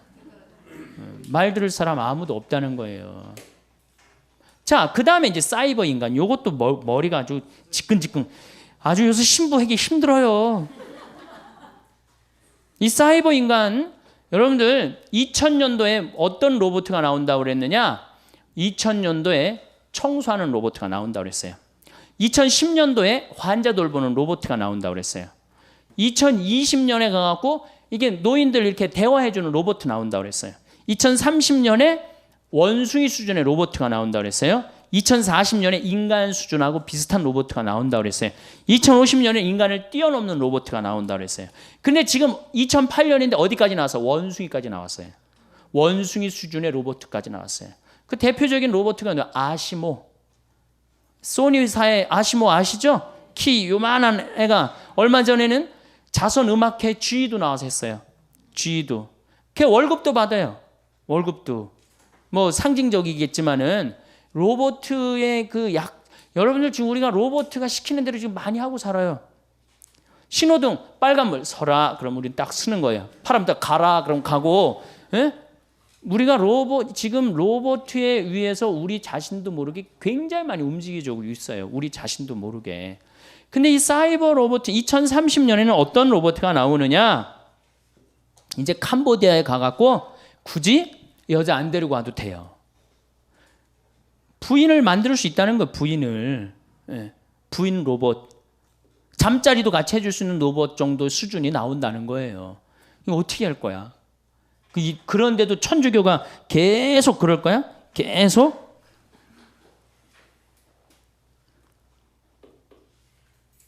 그래서 이제 이 환경 호르몬 문제에 있어서 우리 교우들이 꼭 알아야 되는 거는 우리 가톨릭 교회가 저는 많은 경우 환경 운동을 오해하는 경우가 있어요. 오해하는 경우 데모하는 무슨 새만금 막 데모하고 대우나 데모하고 그 데모하는 사람들이 환경 운동가로 알고 있는데 또 환경 운동가 자신들도 데모하는 사람으로 본인이 알면 안 돼요. 이제는 그래서 난 환경주의 시대야 이제. 이건 운동의 차원을 넘어섰어요. 이제 환경주의로 넘어가고 있어요. 환경주의로 넘어가면서 이제 우리의 관심은 이제 바뀌어야 돼. 교회의 관심도 바뀌어야 되고 우리의 삶의 관점도 바꿔야 돼요. 여러분들 사회복음화 이제 학교 지금 다니시는 거죠? 사회복음화라는 게 뭡니까? 사회복음화라는 게 사회 전체가 주님, 예수님이 정해놓은 생명의 질서에 따라 살면서 그 자연의 순리에 순응하면서 살아갈 수 있도록 우리가 그 사회를 변화시키는 게 사회복음화예요. 그래서 이제 지역적인 문제로 우리가 환경운동을 해서는 안 된다. 그래서 특별히 여성들, 이게 이제 여성들이 이제 큰 문제죠. 왜 여성들이 문제예요? 생명을 다루는 주인공이 누구예요? 바로 여성입니다. 여성들이 자기 자신의 역할을 그래서 이제는 에코 페미니즘 시대라고 그러잖아요. 이게 그래서 이제 이렇게 연결이 됩니다. 에코 페미니즘은 뭐냐? 이제는 여성주의로 넘어왔어요. 여성주의로 넘어오고 거기 앞에 무슨 단어가 하나 붙여져? 에코자가 붙어져. 에코 생태 여성주의. 이제 여자가 에코 크러쉬 시대의 주인공이 돼야 된다는 거야. 생태주의 시대. 그래서 95년 세계 북경 여성 대회에서 주님의 기도를 어떻게 외웠어요? 하늘에 계신 우리 아버지의 이름이 거룩히 빛나시며 그렇게 안 합니다. 하늘에 계신 우리 어머니 이름이 거룩히 빛나시며 어머니의 나라가 오시며 어머니의 뜻이 하늘에서와 같이 땅에서도 이루어지소서. 왜? 여러분들 남자가 지배하는 세상에서는 하느님이 남성으로 불릴 수 있죠. 근데 하느님이 누가 남성이래? 하느님이 남성이에요? 하느님이 성이 있어요, 없어요? 하느님이 무슨 성이 없어요? 우리 인간 편에서 하느님을 아버지라고 부르는 거지 실질적으로는 하느님은 성이 없으신 분이에요. 근데 남자들이 세상을 지배했으니까 하느님을 남자 입장에서 생각하고 표현해서 뭐라 그래? 하늘에 계신 우리 아버지라고 그랬다니까. 그런데 실질적으로 하느님은 아버지의 성보다는 어머니의 성이 훨씬 가깝다는 거예요. 생명을 창조해내고 만물을 길러내고 이거 다 남자가 애 놓는데 해는 일 뭐 있어요? 씨 뿌리는 일밖에 더 해요? 그리고 모든 그건 다 누가 해요? 여성이 다 합니다. 그만큼 여성은 생명에 있어서 풍요롭다는 거예요. 그러니까 하늘에 계신 우리 어머니, 이제 여성이 이제 세상을 지배해야 된다는 거예요. 그래야지 이제 제대로 돌아간다는 거예요. 그래야지 제대로 돌아가야 된다는 거예요. 자, 보십시오. 이제 여성이 세상을 지배해야 되는데 그래서 이제 여성이 굉장히 앞으로 나가는데 천주교는 여성이 앞으로 나갑니까? 안 나갑니까? 나가고 싶어도 나갈 길이 없잖아. 모든 결정권을 누가 갖고 있어요? 주교님들이 갖고 있잖아요. 주교님이 남자예요, 여자예요? 뭐 감정 있어요? 남자라는 말에 이렇게 굉장히 감정이 실려요. 또 신부들이 전부 남자예요, 여자예요? 남자죠. 이게 우리 교회 이제 이 핸디캡이에요. 제가 서울시에 양성평등 교육을 나갑니다. 양성평등. 왜냐하면 여러분들 이 개발도상국에서 선진국으로 올라갈 때 여성의 사회 참여율이 10%가 증가를 합니다. 근데 우리나라는 지금 1.7%밖에 여성이 사회에 안 나갑니다. 1.7%. 우리나라 여전히 사회 관심이 없어요. 뒤집어지든 엎어지든. 그저 내 자식만 서울대학 보내면 된다는 거기에 아주 미쳐갖고 사회에 관심이 없어요. 그래도 여러분들은 지금 이 사회복음학교 나온 여러분들은 선구자예요. 선구자. 정말 대단한 분들이에요. 제가 이제 천주교, 개신교, 불교 대담을 나간 적이 있어요. 원음 방송에서. 근데 개신교에서는 누가 나왔냐면은 목사님, 여성 목사님이 나왔어요. 그 다음에 불교에서는 그 쓰레기 봉투 제로 운동하는 스님이 나왔고, 그 다음에 그 원음에서는 그 여성 원무님이 나오고, 그 다음에 이제 천주교에서는 제가 나가서 대담을 하는데 밀려요. 왜? 내가 무슨 나도 농산물이라든가 이걸 잘 알지만은 여성 두 분한테 말이 안 되더라고요. 지금 가장 많은 주제가 뭐야? 먹을거리 아니에요. 근데 우리 지금 천주교에서 전부 다 남자들이 거기에 남자 신부님들, 우리 주교님들이 그 쇠고기에 대해서 여성들만큼 그렇게 막 그 뭐라 그럴까요? 아주 뼈저리게 막 그런 위기의식을 느낄까요? 우리는 그런다고 소고기 안 먹으면 개고기 먹으면 되지 뭐. 우리는 그 정도로 넘어간단 말이에요. 그 정도로. 그러니까 이 접근 방법이 굉장히 많이 틀린 거예요. 그래서 여성들이 한국 천주교에서, 한국 천주교뿐만 아니라 세계 교회에서 여성들이 깨어나지 않으면 천주교는 계속 추락하게 돼 있어요. 계속. 벌써 명예 자리를 하나 넘겨줬죠. 이슬람교가 우리보다 인구가 많아졌어요. 믿는 종교가. 이슬람도 독특한 종교지만은 어쨌든 가톨릭이 자꾸 떨어져요. 가톨릭이 자꾸 떨어져요. 떨어지는 이유가 한쪽 날개로 날아가기 때문이에요. 남자 날개로만 날아가기 때문이에요. 남자 날개로. 그래서 이제 양쪽 날개로 날아가는 시대가 온 거예요. 시대는 그렇게 변하고 있어요. 시대는 환경의 시대로 넘어가고 있어요. 환경의 시대. 그래서 이제는 교황님이 뭐라고 그러셨어요? 이제는 모든 이 지구에 사는 한 사람 한 사람이 환경을 걱정하고 환경을 개선하기 위해서 노력해야 된다. 교황님도 이제 간파를 하신 거예요. 올해 신년 천주의 성모 마친 마리아 평화의 날 교황님 담화 한번 보세요. 가족, 환경, 지구 공동체 이거에 대한 문제를 언급을 하세요. 지금 성당 질 때가 아니야. 지금 성당 짓고 성당에 몇 억씩 집어넣을 때가 아니에요. 이제는 여러분들 건물에서 이제는 이게 눈에 안 보이는 문화 공간으로 지금 넘어가고 있어요. 사이버 공간으로 넘어가고 있어요. 그러니까 이런 공간에 우리 천주교가 이제는 바뀌어야 되는데 거기에 가장 자극적인 게 뭐냐? 바로 환경 호르몬 문제라는 거예요. 내분비계 교란 물질. 이 내분비계 교란 물질에서 이 사이버 인간이 이제 다 단종이 됐어. 오리지널 인간이 단종이 됐어. 오리지널 인간이 단종이 됐다 한들 하느님이 안 계십니까? 여러분들 45억 년 전에 지구가 탄생했을 때 하느님 계셨어요? 안 계셨어요? 계셨죠? 그때 우리 인간이 있었어요? 없었어요? 우리는 아무것도 아니에요. 공룡이 막 활개칠 때 우리 인간이 있었어요? 없었어요? 우리 지금 없어진다 하더라도 DNA 조작 인간이 인간의 뒤를 잇는다. 어떨 것 같아요? 우리 인간은 억울할 수 있지만은 이걸 진화라고 표현합니다. 인간의 의지에서 DNA 조작 인간이 진화하는 거예요. 그리고 사이버 인간이 딱 나타났어. 사이버 인간이 나타나갖고 내가 이제 한 70이 됐는데 신부님 저 세례 좀 주십시오. 너는 로봇이기 때문에 세례 안 돼. 라고 얘기할 수 있을까요?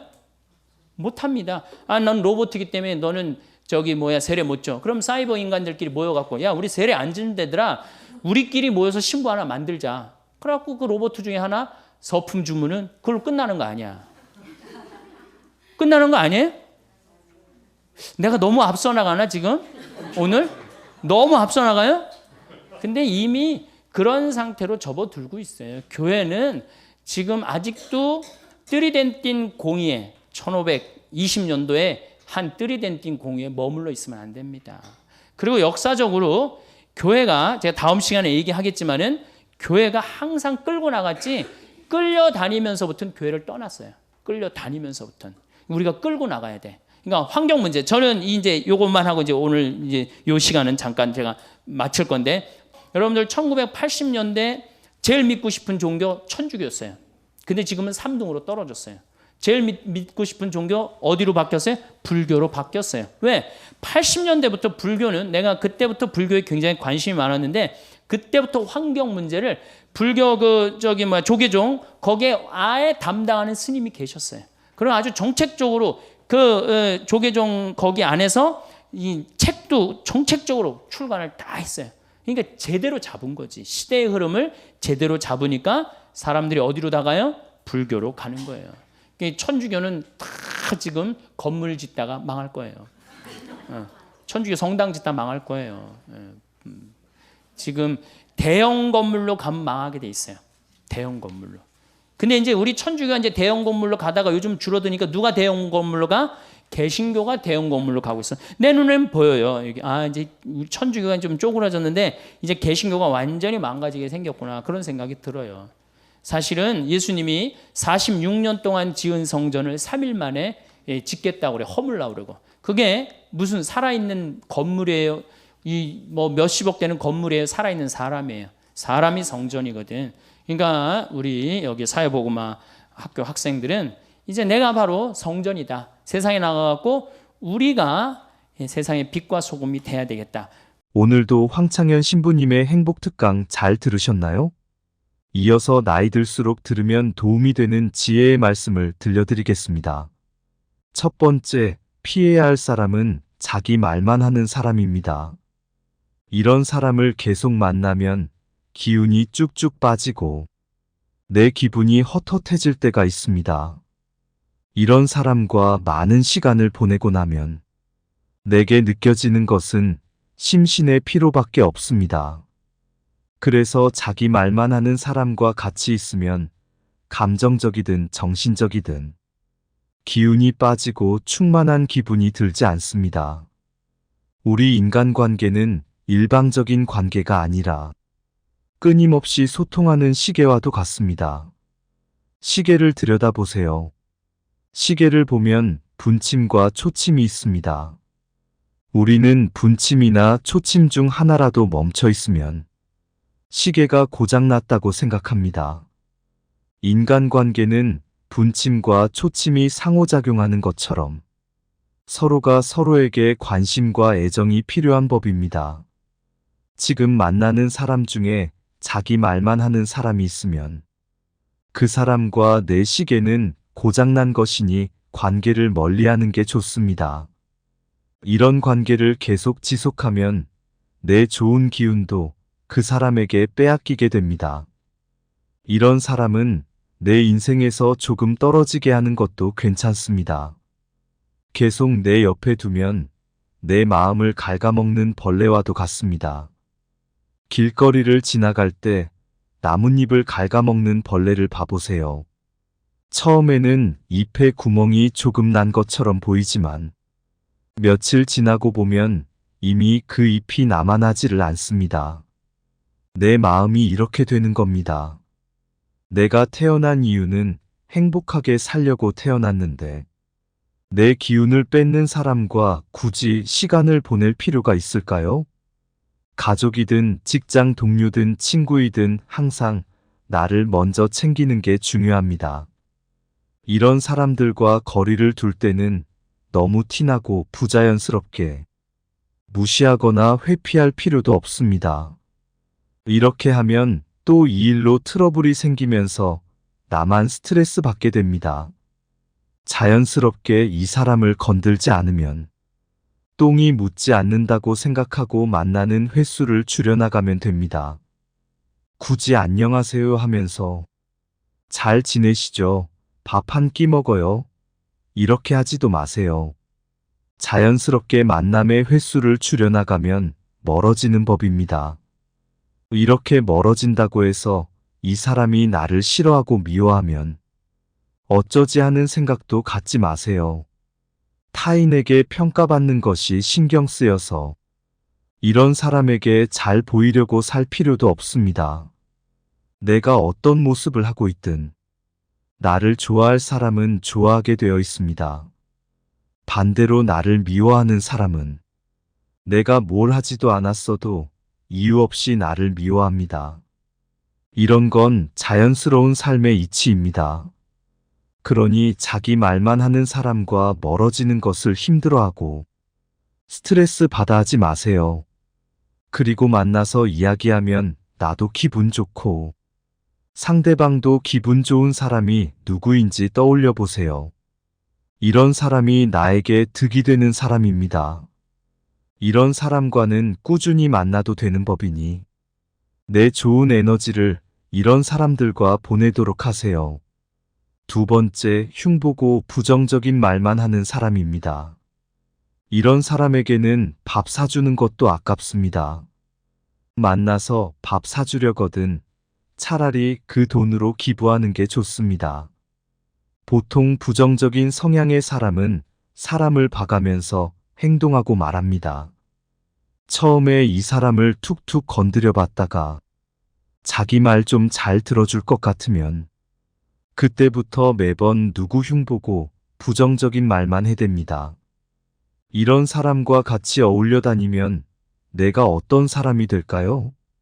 내 가치가 깎아내려가고 만남의 횟수가 늘어날수록 나를 자학하는 행동과도 같습니다. 이런 부류의 사람은 당사자 앞에서는 웃으면서 말할지 몰라도 그 사람이 자리를 비우면 그 사람 험담을 늘어놓기 바쁩니다. 내가 자리를 비우면 필히 나에 대해 안 좋은 이야기를 할 사람입니다. 이런 사람은 관계를 완전히 단절하는 게 좋겠지만 가족이나 직장 상사나 동료라면 피치 못하게 매일 얼굴을 보고 살아야 합니다. 그래서 관계를 완전히 단절시키는 게 어려울 수 있습니다.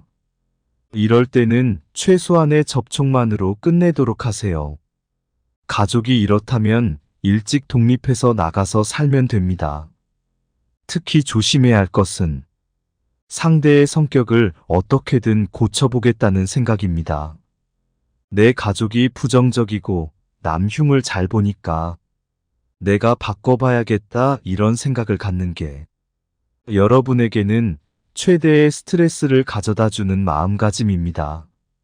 그냥 이런 사람들이 주위에 많아서 극심한 스트레스를 받고 있으면 오히려 그것을 좋게 생각해 보세요.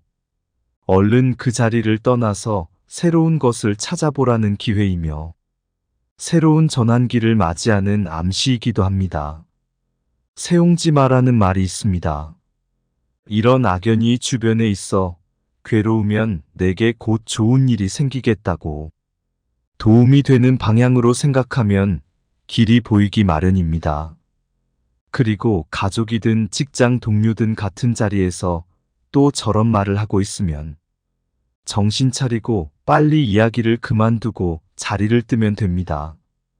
계속 관계를 유지하면 최악의 경우에는 나 자신조차도 그런 비정상적인 사람으로 변할 가능성이 있습니다. 스트레스 받지 말고 거리를 두면서 저 사람은 마음의 병에 감염된 거라고 생각하는 것도 하나의 대처법입니다. 다음으로 교묘하게 상대방을 깎는 말을 하는 사람입니다. 이런 사람은 자신보다 밑에 있다고 생각되는 사람에게는 직접적으로 무시하거나 보이지 않게 은근히 눈치 주며 깔보는 사람들입니다. 예를 들어 지나가면서 내 옷을 보고 오늘 옷이 좀 그렇네? 라며 지나간다고 해보세요. 이런 사람 말을 듣고 그냥 넘어갈 법도 하지만 곱씹어서 생각해보면 종일 기분이 좋지 않고 스트레스 받을 때가 있습니다.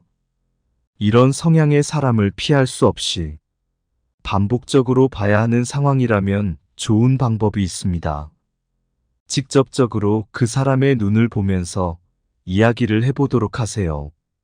옷이 좀 그렇다는 게 무슨 의미야? 이렇게 말하는 겁니다. 평소 나를 업신여겼던 사람들은 참지 말고 직접 눈을 보면서 말을 할 필요가 있습니다. 내가 이렇게 하면 교묘히 나를 깎아내리려고 했던 상대방은 이런저런 말도 안 되는 핑계를 대거나 말을 더듬기도 합니다. 그럼 상대방이 수세가 돼서 내가 만만치 않은 사람이라는 걸 알게 됩니다. 눈을 직접 보고 말하는 것만으로도 상대방을 제압할 수 있습니다. 이렇게 해야 그 사람이 내 마음의 공간에 들어오는 것도 맞고, 그 사람 때문에 스트레스 받을 일도 없습니다. 그래서 이런 사람이 내게 오늘 옷이 좀 그렇네 라고 할 때, 을인 것처럼 오늘 늦어서 이렇게 입고 왔어. 이런 식으로도 대답하지 마세요. 이런 대답은 오히려 그 사람이 나보다 우월하다는 것을 증명하는 대답일 뿐입니다. 내 가족이든 직장 동료이든 상사가 됐든 나에게 이런 말을 하는 사람이 있다면 항상 눈을 보고 직접적으로 질문이 의미를 되묻도록 합니다. 이렇게 하지 않으면 이 사람의 말에 얽혀 들어가게 되고 이 사람의 말에 휘둘리면서 내 하루하루의 삶이 괴롭고 힘듭니다.